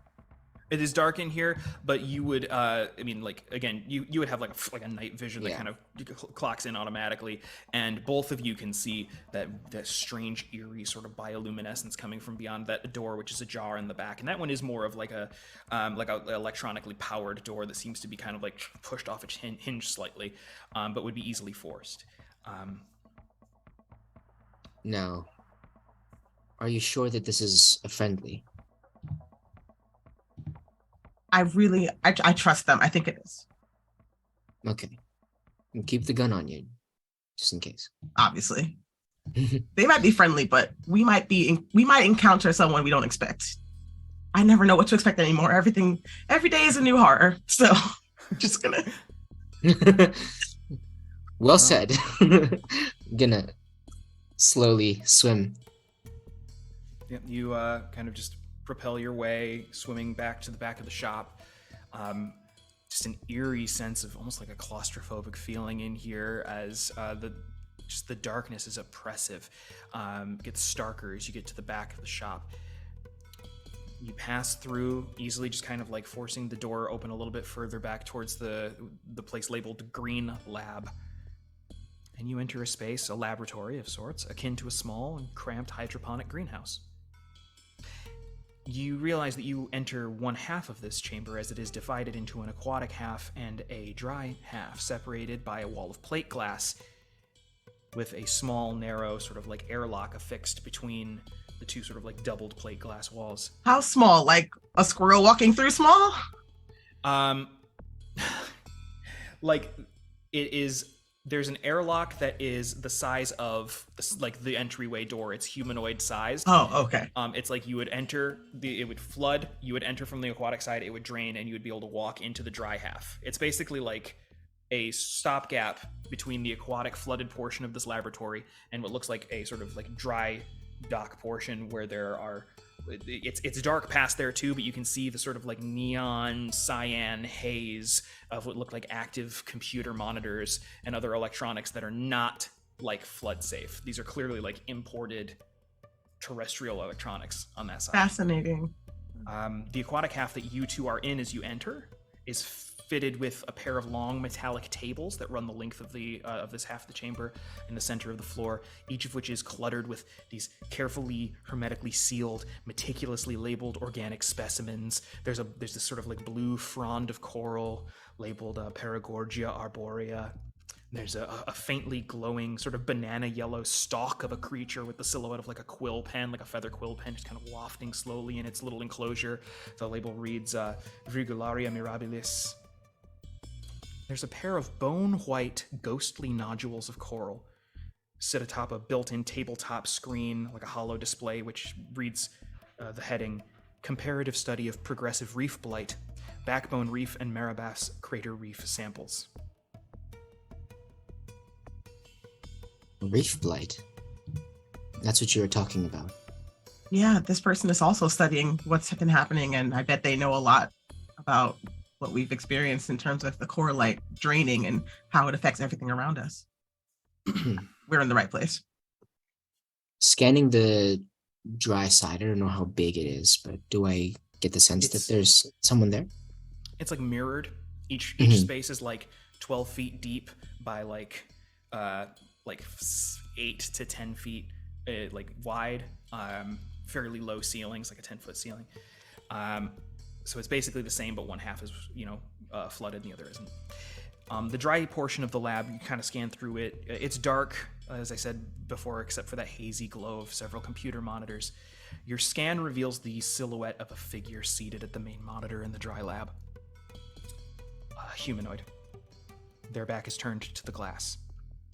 They appear to be hunched over as though deeply focused on some task and refuse to turn around, despite the two of you clearly speaking and making your presence known on this half. You would think that if you were this person, you would have taken notice.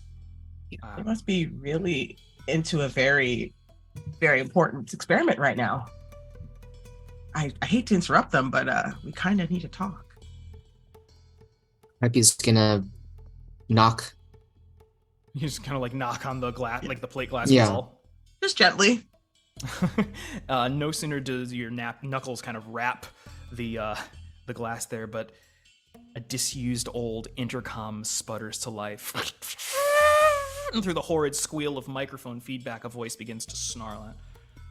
I'll thank you to keep your hands to yourselves. Unwanted house guests. I can forgive trespassing, but I will not suffer grubby little thieves. So if I see either of you reaching for anything in either of those tables, it's your head. We didn't come to take anything from you.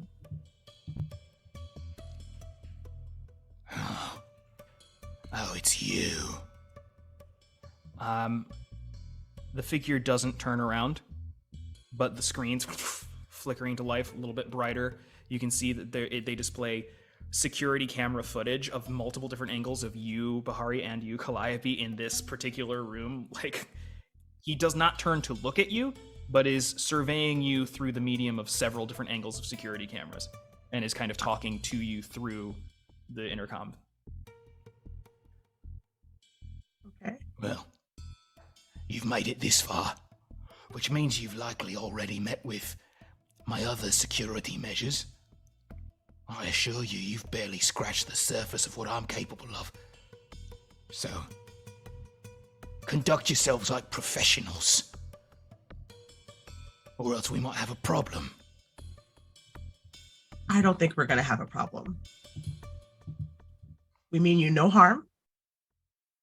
We simply wanted to share information because I think that we're both on the same side, and the knowledge that we both have about what's happening to the Chlorolite here and what we can do to stop it. We both have. He turns in this sort of swivel chair and stands, and you can see a human man wearing, looks like a dark blue sort of just like tank top, bespectacled, these kind of narrow elliptical little lenses, slightly graying, sort of dirty blonde hair, and he's wearing like a really retro old like diving suit, like full on, like the helmet is on the ground. It's like it's not like up to like military code or anything. This is like what you would imagine if I said just picture like a diving suit. But he has like the top half kind of like off. And it's just kind of like the pants, and it's kind of like bunched up with a belt. And you can see like the arms and torso part are hanging off the back. His eyes are kind of sunken. He looks visibly tired. I'll tell you what I know. My name is Dr. Milo Finity, the former head of the Laboratories for Coralite Research toward Applied Biomechanics. And yes, Bahari, Calliope, I already know everything I need to know about you and your friends. You're a bunch of reckless rabble-rousers, and you've been getting by on little more than luck. You're imprecise. You're undisciplined. Barely holding together. Were it up to me, I'd have nothing to do with you lot. He suddenly stares over his shoulder at something that, Calliope, you cannot see, but Bahari, you squint for a moment, and there is a familiar jellyfish-like silhouette just floating over his shoulder in miniature. I know it's not up to me. I was merely voicing my concerns, but... Fine. All right, state your business. Well, Calliope if just you know looks at everything Bahari. about us. Oh, go ahead. No, What were you saying, Calliope Calliope? just looks at Bahari. Calliope does not want to talk to this individual at all. Yeah, I feel equally dismissed and, minimalized and trivialized by this person. But at the same time, clearly they know what they're doing. And whether they want to help us or not, they're going to. And that's that on that. So, if you know who we are and we have a common ally, which we clearly do, then you know why we're here. And you know that there isn't time to waste on our own, I'm just going to say it, petty feelings. Yes. The phantom voice. So you were the one visited by Stygia, then? I was never Yes. told. I had to seek you all out myself. So that means you received some of my research samples, then? Yes, thank you. Well, I do hope that they meant something to you. At least I hope you have your wits about you. That I will- voice. Mhm. She's very demanding, isn't she? Uncompromising. Sometimes compromising is good, but sometimes you have to, and in my case, I'm firmly saying this about myself, you have to admit that you've been on the wrong path and you need to course correct. And I appreciate the feedback and being told, hey, you guys are messing up, because we want to do this the right way. We want to do what's best for everyone. And going off half-cocked and committing crimes without any kind of direction is not it. So we're not doing that. That's why we're here. Huh. I can respect that. I know all about being set off on the wrong path. I was the head of Valthuran research into the refinement and exploitation of coralite energy. I held the position for over a decade. And the abominable applications of my team's findings notwithstanding, I remain proud of my work. They were good years. We broke new ground in a field that didn't even exist 50 years ago. I won't apologize for sound science. But the voice, she found me. That Karthalas that she speaks of. Sounds mad, I know, but it's real. She made me see an unstoppable force of change, a shift in the way the world works. Whatever form that might take, it is inevitable. She made me see that unless Valthur is stopped, unless Ostara burns, and soon, well, then all our little plans won't amount to anything.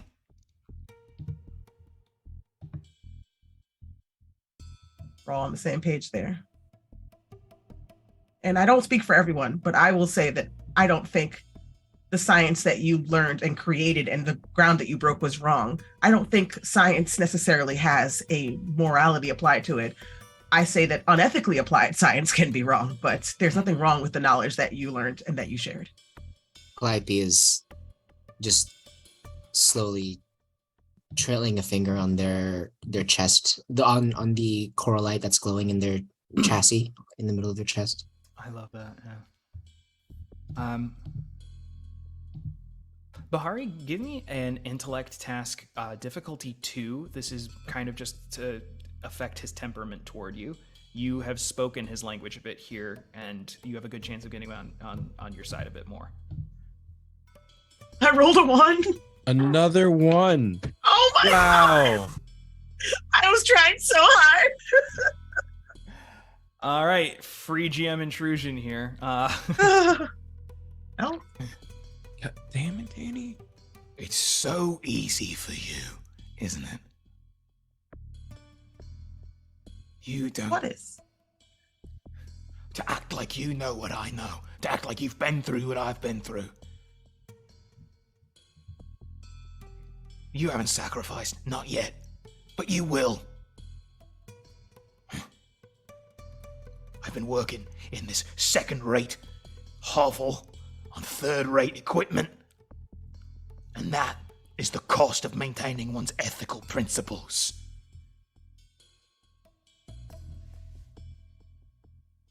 I was betrayed just because I expressed some moral qualms with the applications of our research in a setting that I had every reason to believe was confidential. My life was ruined. I had to scurry away under a little rock. I had to figure out how to desalinate my own water. I had to dry this place out myself. You don't know sacrifice yet, and you don't understand what sticking to your principles means. Calliope looks at Bahari and is like, the signs like don't like him. Yeah. You did the right thing, and you are paying a very high price for it.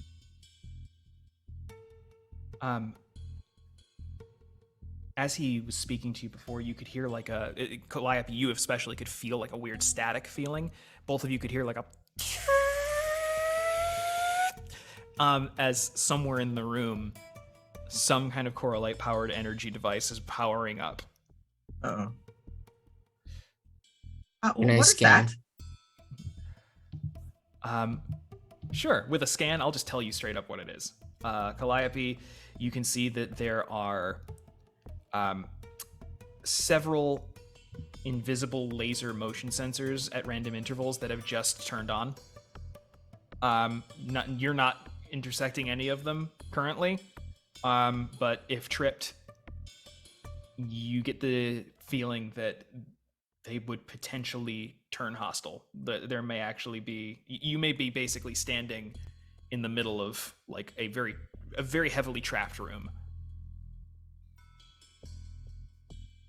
I can understand why there would be traps in here. I do not understand why they are activating now. The voice. She returned to me several nights ago. Told me she had made contact with somebody capable of executing on my designs. Designs I've been focusing on for 2 years now. I've only just got something to show for it. A device capable of undoing all the work I oversaw on Ostora for 15 years. Absolution. Only I've not a hope in hell of getting to use it myself. The voice said that you and your friends, very committed. Something about dousing the torch, she said. I told her I liked the poetry. But seeing you here now, I'm hesitant to hand anything over to you. Why should I believe that you've got any more of a chance than I would at delivering the payload? I'm sorry. Okay. You're head of R&D, is that right? I was the supervisor of the laboratories for coralite research towards the applications in biomechanics, yes. You're familiar with this. The Crab Labs, for short, yeah. Yeah. Crab Labs, that's pretty cool. Calliope says, then you know what I am. And you know who made me.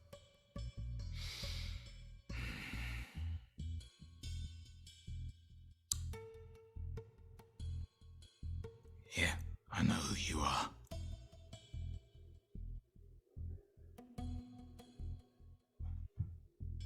I have in me an empathy matrix, as well as a database of all Valthuran information that I could access at my rank, my military rank, that is. Now, needless to say, I am smart. And you know that, because you know what I am. Rest assured, I am a good judge of character. Right here, you have one of the brightest minds in the entire city. And if anyone is to be trusted with this, it would be Bahari. Bahari has been committed. They need not be. Calliope, go ahead and give me an intellect roll here. Persuasion. This is going to be difficulty 4. Okay. 12 or higher will do it, unless you want to apply some effort. Yeah, let's do a little effort. Sure. Effort. Go ahead and expend the points necessary from your intellect pool. That'll lower it down to difficulty 3, 9 or higher. Failure. Oh, On an 8! Right. The ball's in my court. I gotta try now. Oh man. Wait, what's up? Okay. Did someone want to chime in? I thought I was gonna flashback unless you've got an idea, Jay. Oh no, go ahead. If this doesn't work, then I have an idea. All right. I think this is a flashback, maybe to. Can it be kind of a memory? Adam, is that okay? Like from long ago? Yes. Yeah. Calliope, you remember something distant. A memory from years ago is called to the surface in this moment.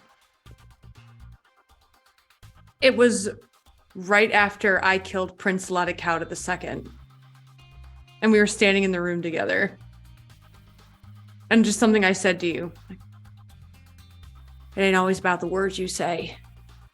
Sometimes it's just about meeting a man in the eye and letting him see the heart of you.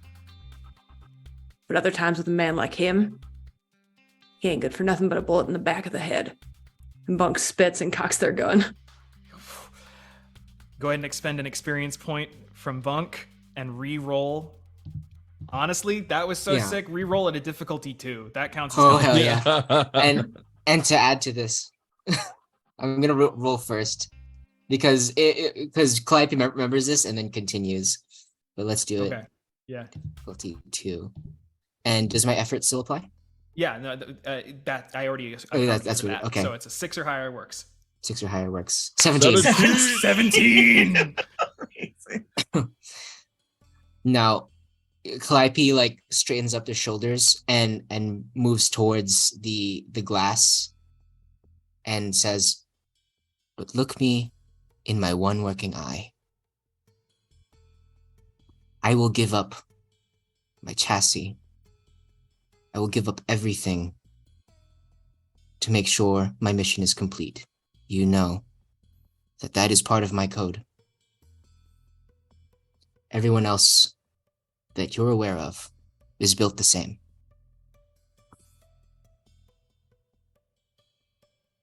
Swim forward and get like inches basically across the glass from him. You willingly swim through one of those lasers, which immediately starts blinking on like a countdown before some kind of like weaponized discharge takes place. You don't flinch. His lip quivers once and he smacks his hand over on the wall and disengages the traps. Calliope's eye, you can just see the pupil following the eye, following the hand. Thank you.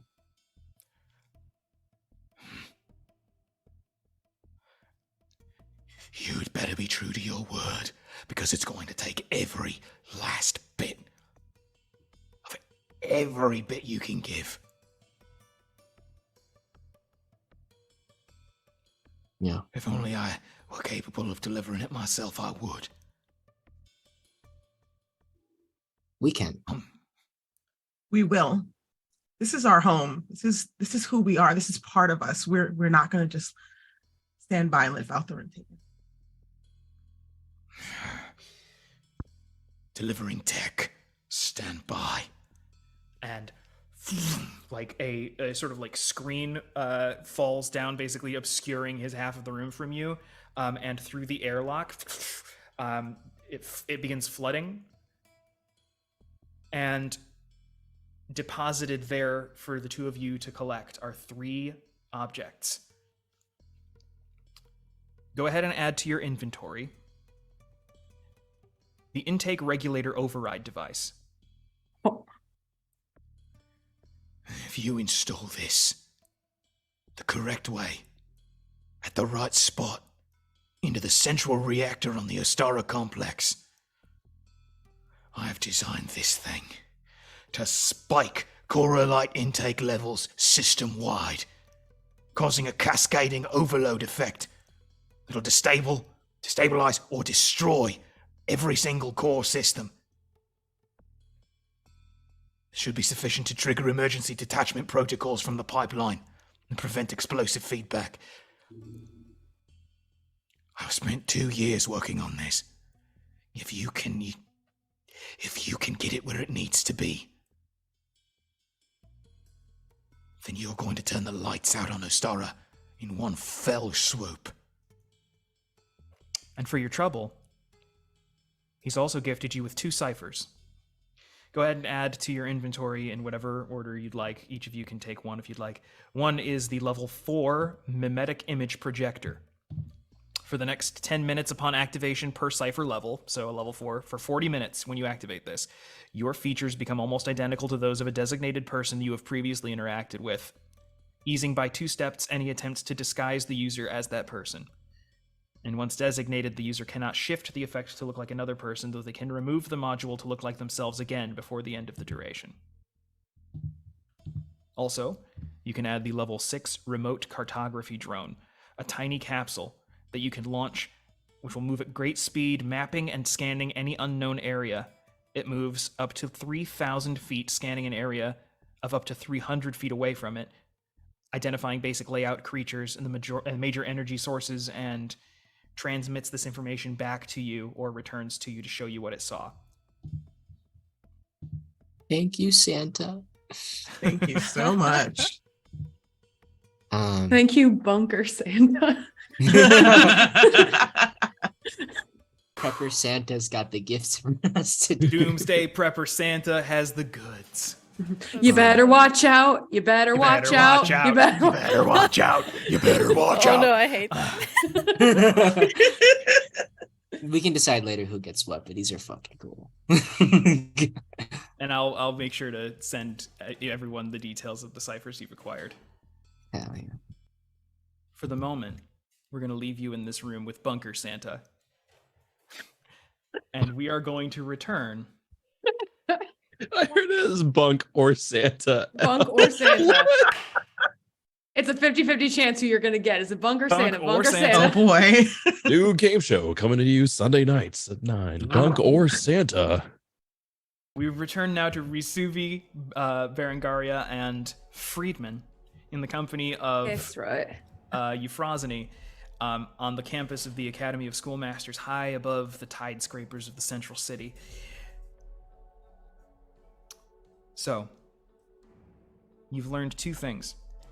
One, Euphrosyne is not exactly a very canny, espionage-prone person, and she tends to buy any information that is given to her at face value.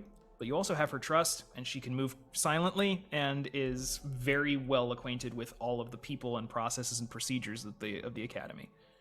You've also learned that the one building you need to get to, the top of which houses the office of the Dean, where you might find some answers, is being patrolled by at least half a dozen Valthuran Marines.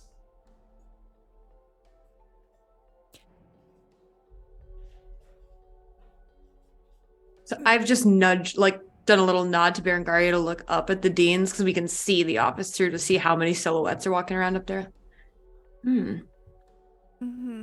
Euphrosyne, love, correct me if I'm wrong, but when someone dies, don't they usually take the body and clear out so the family can mourn?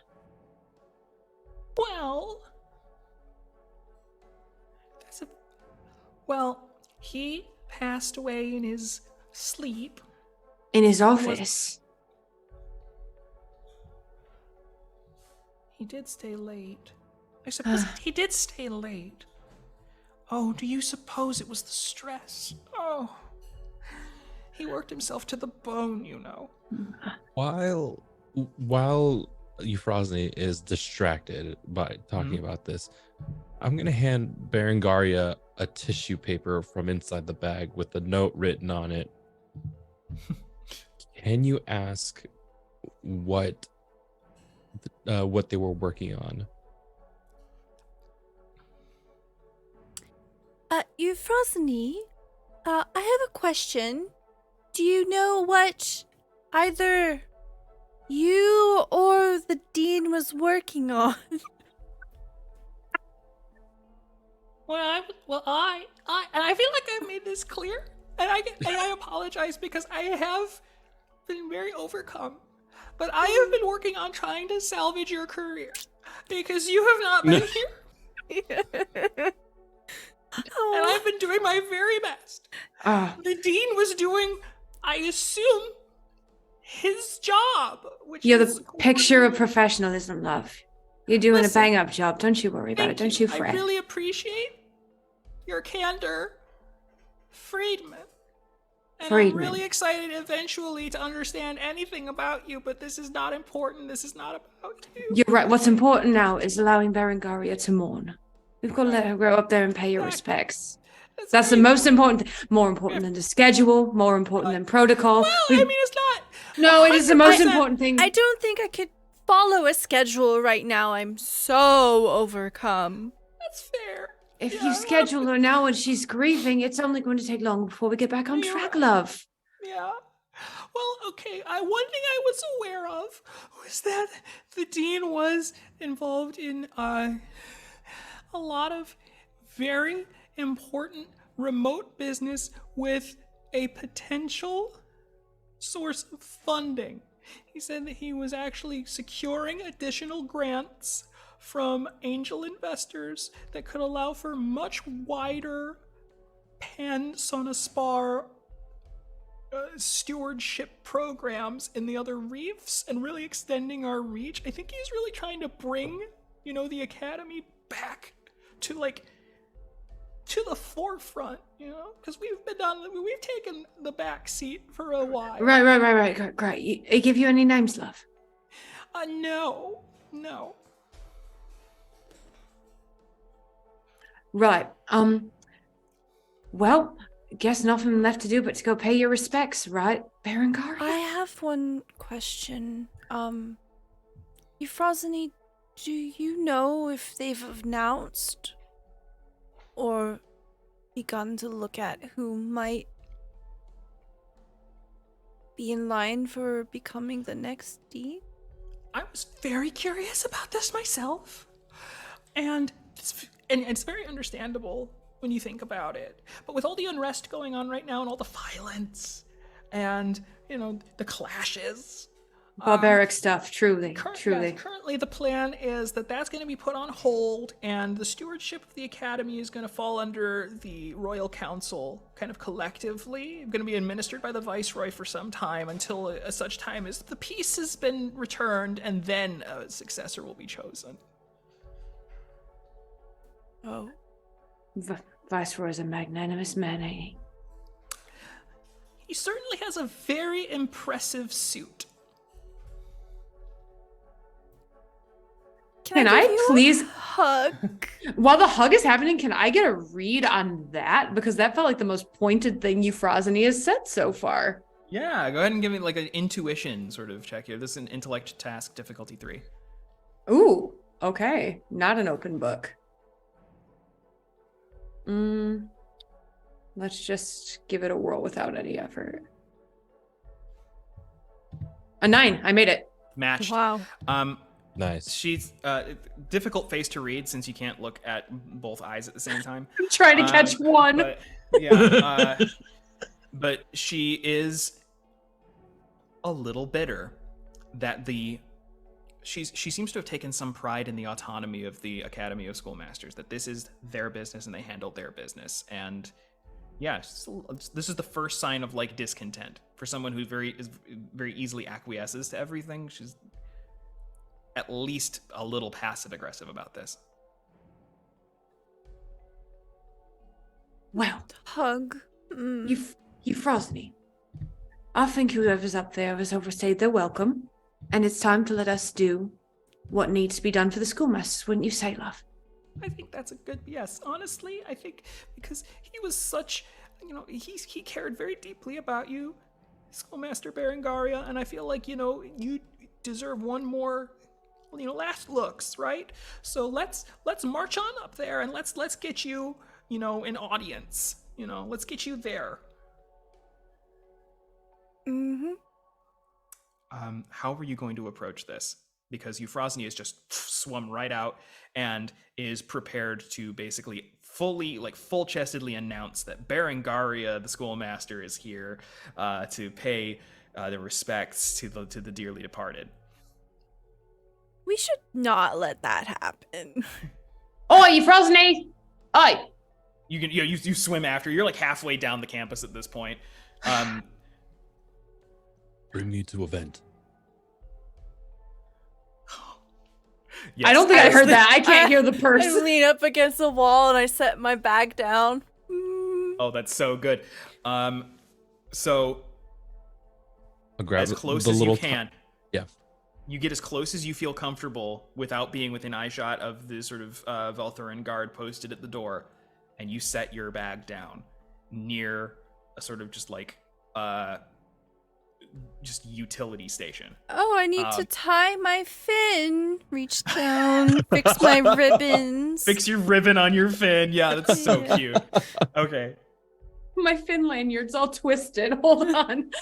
Risuvi, tell me what's up here as the two of them chase after Euphrosyne as Euphrosyne is making her way up towards the main gate. I want to set off a fire alarm or the equivalent. A bubble alarm. Yeah. Maybe a Definitely. depressurization alarm. Actually, Yeah. that's a really good point. Yeah, like there are a lot of different water pressures that are necessary for different isolated tanks here. Some very deep sea creatures are cared for, and some, like shallow seas creatures are cared for in like the same buildings. They have individual sort of like oxygenated tanks. So like if there's a depressurization, that's like all hands on deck and could mean like a lot of lives are in danger. So if you can trigger that alarm without I want to trigger something near, like, Yeah. No, that's great. The building that you all came in on, which is juvenile aquatic mammalian sort of like nursery. There you could definitely try and trigger like a proximity alarm or like a containment breach or something. So go ahead and give me. This is going to be hacking related. Yep. Intellect Can I be task. sneaky? Difficulty 4, and you are being sneaky. You're trying to do something to aid a stealth maneuver. So let's take that immediately down to 3. We hugged. So down to 3. Can I apply general knowledge of mechanics to this? Yes, actually, yes. That's Okay. General mechanical knowledge that applies. So that's down to a Awesome. 2. A 6 or Down higher to- will succeed. Submit. 17. Wow, 17. we Lot of rolled 17s this hold on. game. 1, 2, 3. I'm counting the 17s. Continue. There's a lot of 17s. Yeah, success here. You tell me. What do you do? Okay. I'm going to find like you said, the building that we came in, the juvenile aquatic and mammalian nursery, try and find something that would be inconsequential to life. Like I don't want to kill anyone here, but No, I you want can to you cause can trigger enough a of a false panic. alarm. Yeah, I want You to can cause trigger a false alarm. Hell That's yeah. right. Okay.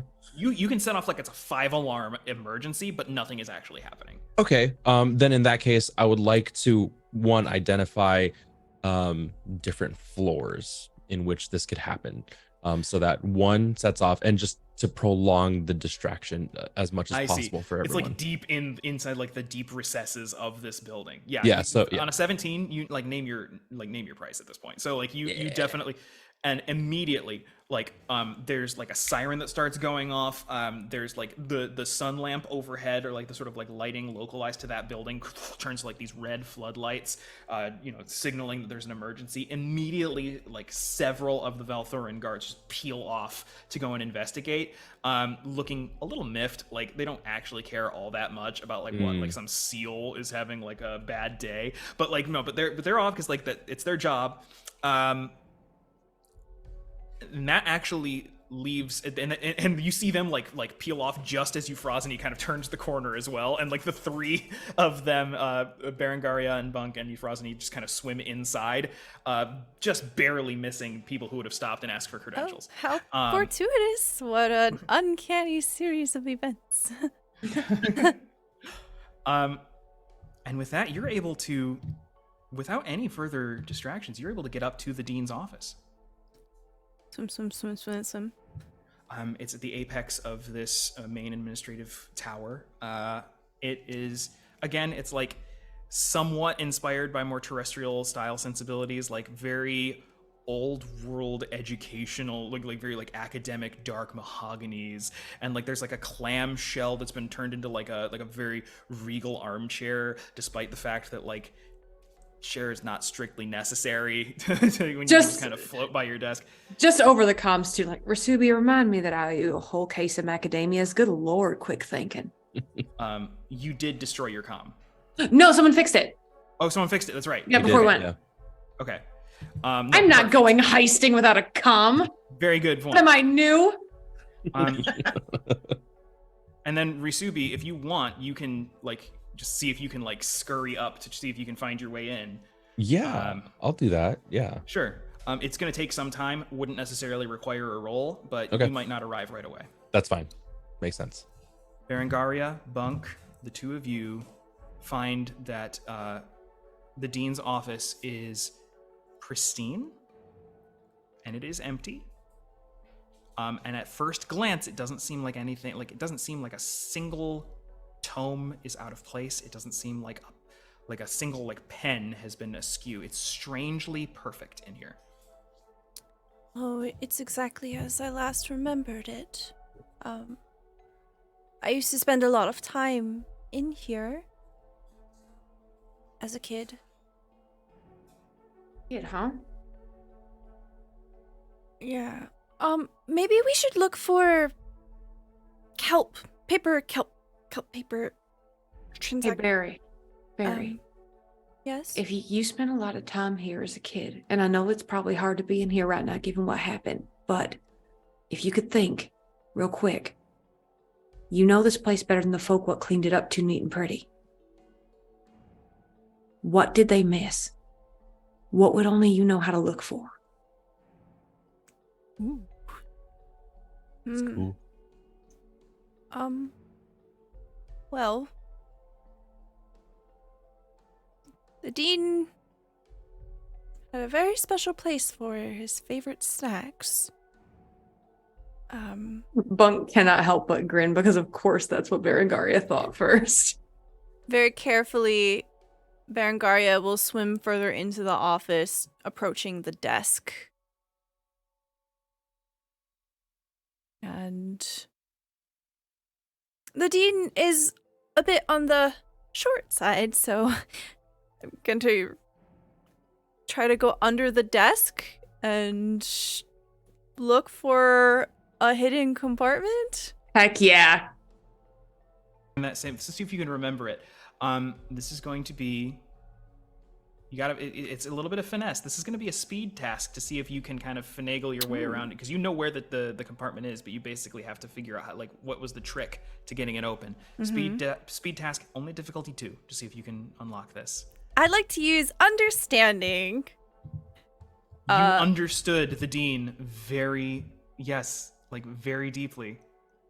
Cool. I study the dead dean and or this desk, and I gain 1 asset. Yeah, no, your previous relationship with the dean, fraught as it may have been at times, you know, he was a mentor and kind of a family member in a way. And so that familiarity reduces it to a difficulty 1. Come on now. We got this. All right. Here we go.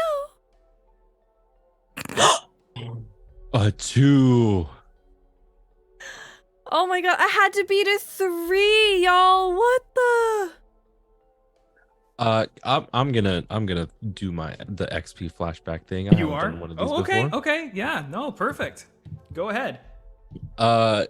You will have noticed at some point while you know in passing, Rusubi in the mech suit, always checking underneath tables and crevices and stuff for you don't know what, and then you recall in the past, I want to say like 24 hours or so, Rusubi without the mech hiding peanuts and stuff in little crevices, and that reminds you maybe something like that, maybe something like that would apply. Oh. Go ahead and re-roll and see if, as you place your fingers up in like the little crevice here, to see if there's a little bit of like a pressure plate. Maybe you just have to jimmy it a little bit. Yeah, instead of like trying to like pry the panels off, Berengaria begins to trace her fingers along the little dents and cracks and into the nooks and crannies of it. Adam, I'm fully posted up right now, like with that Overwatch ability, making sure once people realize it's a false alarm, I've got the hallway on lock. I got you. That's a 19. Come on now. With a minor additional effect, I'm gonna. There's actually snacks in there.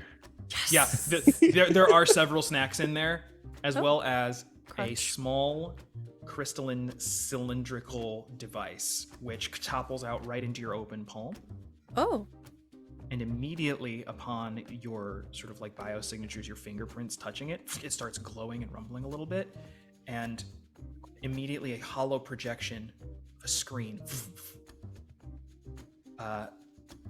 appears in front of you. Small, sort of like a little, almost like a little heads-up display, just kind of like a similar to holographic interfaces that would project from like wrist-mounted computers on like Valthuran Marines, like wrist sort of like bracers.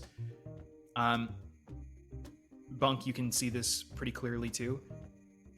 What you got, Barry? Like, I'm fully staring down the barrel of my gun, but looking on my shoulder like, good news? It's a projection. The screen is static for a while. And then it fades, and there is the silhouette of a humanoid figure, obscured, dark, like just purely like two-dimensional, just like the shadow of a person, gesturing as though they're speaking into their own sort of forearm-mounted wrist computer.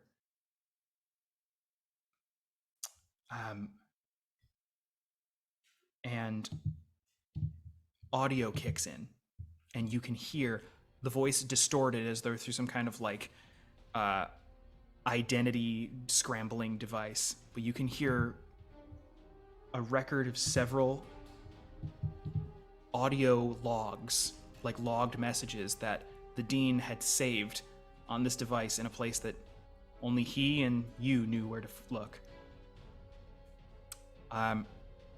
There's a signature at the bottom of the display screen that says, like it displays, beginning playback of ongoing contact between Anastas Koy and codename Nestor. The first audio log begins playing. Limit all future communications to this feed. Everyone has been in an uproar since the parade bombing, and it's too dangerous to reach out over official channels. I can confirm your Ostara access has been cut off, your credentials have been revoked. In fact, all station security protocols are currently undergoing a massive revamp, potentially destabilizing our entire operation. Anastas, I want you to know, your aid has been exemplary, your courage duly noted by the Directorate. Await extraction in the coming weeks. Until then, comport yourself with utmost caution and assume you are under suspicion at all times. What the hell does that mean? Barry, what was he getting up to?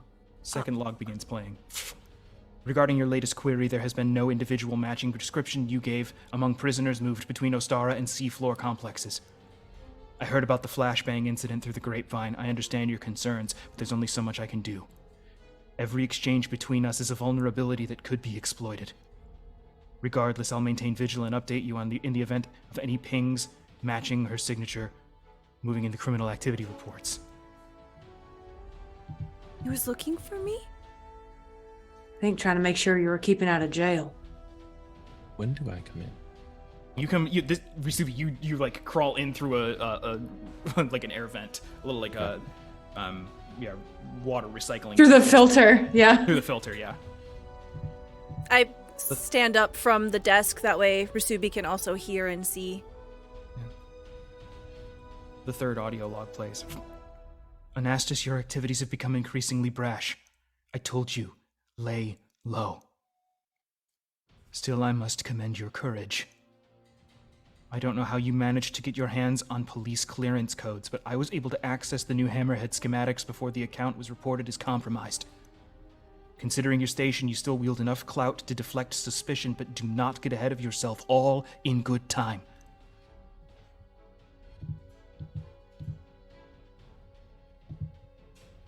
Final log. The static is coming back in. It seems like kind of hazy. The person sounds kind of out of breath a little bit. Anastas, the protests at the refinery are going to be a bloodbath. Do not engage. If she's there, then on her head be the consequences. Ostara is on red alert. There's talk of Valthuran intelligence operatives arriving from topside. I may have to go to ground. This will be my final transmission for some time. The following are revised security access protocols for the Ostara entry procedures, as per your request. Good luck, Anastas. May we meet again in Hearth. And then a display begins of just documents just scrolling across the screen, requiring, like, listing a full breakdown of officer level clearance requirements, what you need to access Ostara. You need DNA signature of a personal nature. You need basically like some kind of DNA off of an officer level or higher. You need a personal ID number and vocal confirmation of identity cross-referenced with database. There's also an attached manifest for inbound and outbound submersibles expected to arrive or leave from the Ostara jetty for the next 2 weeks. Ho, ho, ho.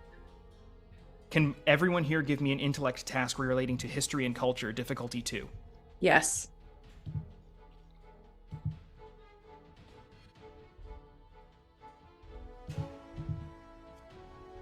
I failed.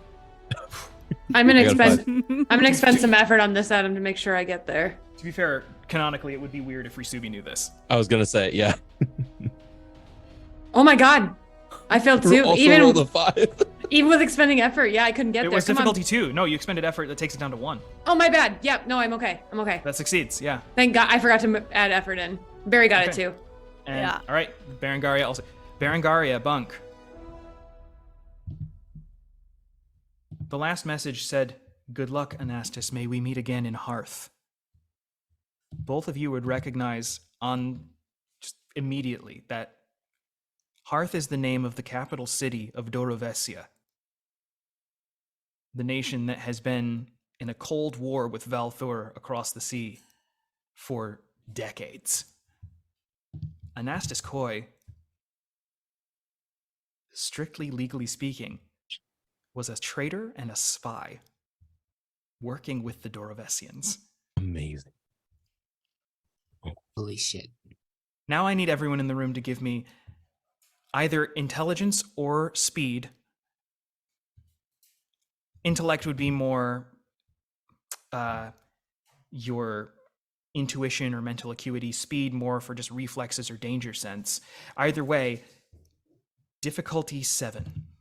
I did have Overwatch going this entire time, Adam. I've been watching That immediately the door. lowers it. It counts as an asset that takes it down to difficulty 6 without any effort for you. But Okay. I need to know here whether or not you recognize something happening. I'm also going to expend effort to take it down to difficulty 5. Good Lord. Okay. Yeah. Let's see, 7. Would eye for detail apply? Yes. Can I also use, I have a cipher here, an intelligent enhancement.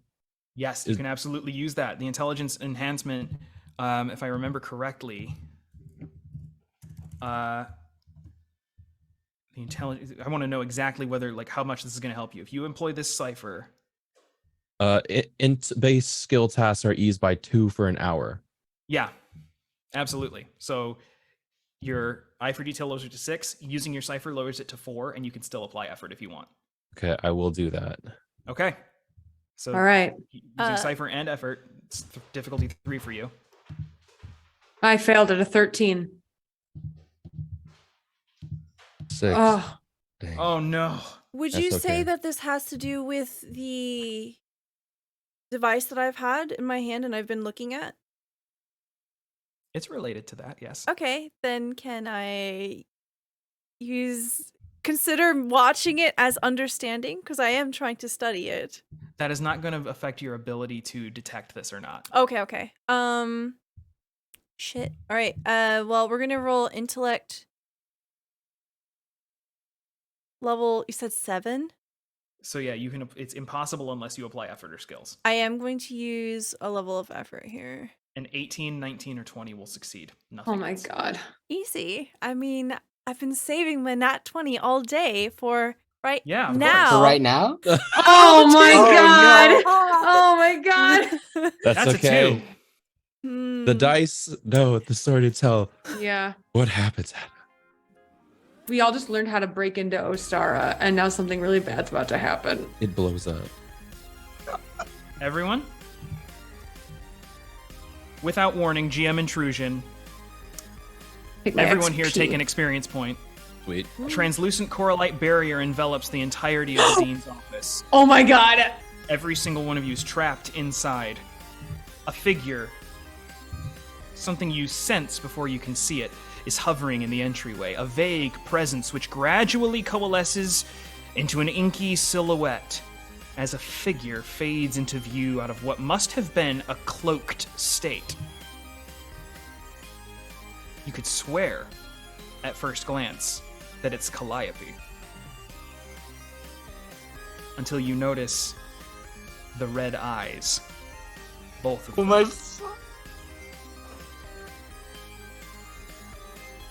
hello. What? My name is Polyhymnia. You're under arrest. And that's where we're going to pick up next time. Shit. What? Sucked me in out of the vent. Not nega, Calliope. Oh no. Everybody meet Polyhymnia. Oh no. Oh my god. Polyhymnia? Yeah, Calliope, you were the blueprint for an entire generation of war machines. The prototype. Oh, Now we're doing Mega Man. We're Yeah. doing Mega Man. And Mega This- Man's not even there. This is sick. Ooh. Oh my gosh. We'll have to see whether or not any of you gets to escape this situation in a week's time. Thank you so much, Adam. Thank you so much, cast, for another amazing episode. We're going to button up here with some outros. So please tell me who you are, where we can find you, and what your favorite part of today's episode was. Do I want to start? No, I need time to think. Christian, you go. Hello, I'm Christian, better known as Kappa in most online spaces. I have the very distinct pleasure of being first in these, so most of the time, so my things don't get stolen. Must be nice. It's great, right? You can find me on Twitter at the Kappa Chris, where it's Twitter. I don't know how else to describe it. I do post when I do stuff and when things are happening in the projects that I participate in and do and put out there. So if you're interested and you like what you saw today, that's probably the best place to get updates. Currently, the thing that I want to plug is Roads Uncharted, the first actual play podcast set in the Genesis system by Fantasy Flight Games. It's this really fun, really wholesome, and whimsical adventure. Yeah. Oh, sorry, you look like you were gonna say something, so. Nope. No. Today I played Risubi, the perceptive warrior who, when outside of the mech suit, infiltrates. Definitely needs a weapon right now. We'll see. And my favorite part was back that clam up. Yeah. Jay. Yes. You did that during the break. All of that. That was fast. The was very amazing. talented Jay Justice. So legendary. Thank you. Incredible. I was not breathing well. No. Thank you so much. That's me. All right, we will hand it over to Z. Hi, I'm Z or Zach. You can find me on Twitter at ZachDevs. Today I have been playing Calliope, the sharp-eyed adept who fuses mind and machine. And I guess I'm not the only one. Goodness. You can find me also on Bad House RPG on Thursdays playing Francis Mateo Biamonte in our Mage, the Resurgence E5 game. What's my favorite part?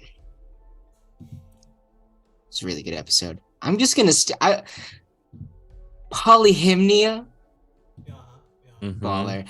I just the thought of like them having to fight an evil version of my character while my character is not there is so good. And just on top of that, in general, Adam's NPC voices, as usual, phenomenal. Really had a blast watching Euphrosyne today. Yeah. I was sitting here with my popcorn. But yeah. Thank you So very good. much. We'll head over to Jay. Hi, I'm Jay Justice. You can find me at that Jay Justice on Twitter and Facebook and Instagram and Twitch, all the things.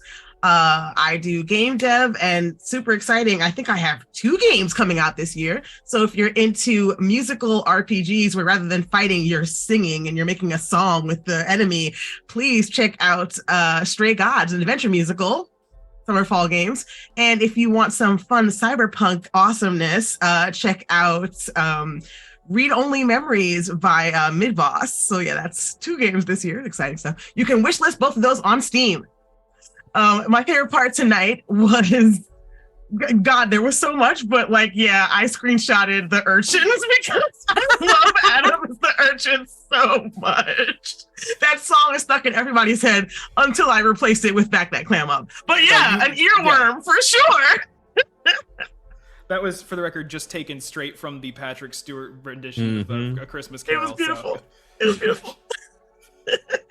I like the peanuts. Thank you so much. That was from Spy Family. Give me them peanuts. I'm Stella Luna. Today I played Berengaria, a kind speaker who controls, but not really controls, beasts. My favorite part, it's always really hard to pick the favorites, but one thing that especially stood out to me today was Bunk being Bunk. I love the commitment to the motorcycle. I love the commitment to just stealing round things and like trying to just picking things up and saying we can make it better. We can turn this into a weapon. Just the consistency of the character and just I don't know. I had a lot of like callbacks to our session 0 that was just Bunk and Berengaria, and it feels so wholesome. And I just appreciate you. And now God, you get to talk. Stop. Oh, before I hand it over, the only thing that I really want to plug is that I do have a number of casting calls out. So if you are interested in being on a show, we are doing some one-shots and also some mini-series. So they aren't going to be as long as a full campaign, but they are 3 episodes long each. Oh, so cool. Yeah, they're really cool. Please go check it out. Do it. Best way to find the information is to head on over to my Twitter, so twitter.com/StellaLunaTV. And now, Trout. Thanks.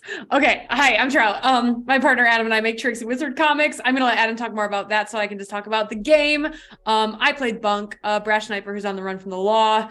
I love this game. I love this party. The party chatter is always so fun. It is impossible to pick a favorite thing, but a choice that a lot of people made tonight, starting with Stella, and I think people kept following this, was we used our intrusions to help each other almost exclusively as flashbacks to build more story. And I thought that was a really, really smart move from everyone. It was really fun to get to do it myself. Like, I love that whenever we can, everyone in this group takes a chance to make more story happen. And that was like a really good example of that. Adam, you talk. Hi, hey, hello. I'm Adam. I'm the other half of TricksyWizard. You can find us at TricksyWizard on all the socials at TricksyWizard.com. We do illustrations, comics, art for TTRPGs. We made an entire card game with our friends at Mage Hand Press called Wishy Cakes. That was a whole big deal. That's wild. All those cards. No, sorry. I'm vamping here because Trout stole mine. That's my favorite thing. And also, yeah, Trout, you don't get to complain about like, oh, I have to go last. All my favorite parts are taken. Like half of you write this game with me. Half of like all of the dope shit that happens was your idea. So like, I will say, I think my favorite that hasn't been mentioned yet is Calliope just laying down the law to Milo Finnerty. Yeah. Just like, enough of your petty bullshit. I am going to prove our commitment. That was a really fun sort of like conversation battle that we played out there, and it felt very climactic and very like earned. Loved every bit of that. Excellent. Thank you so much. You'll find us on Brine and Blight next Tuesday at 8 p.m. Eastern Time. Please come join us. And if you want to catch up with our episodes, you can find them all on our YouTube. Thank you so much, everyone, for being here. We'll see you next time. Who's got the fish pun? Everyone, smooth sailing out there. Oh. Perfect. And then we explode.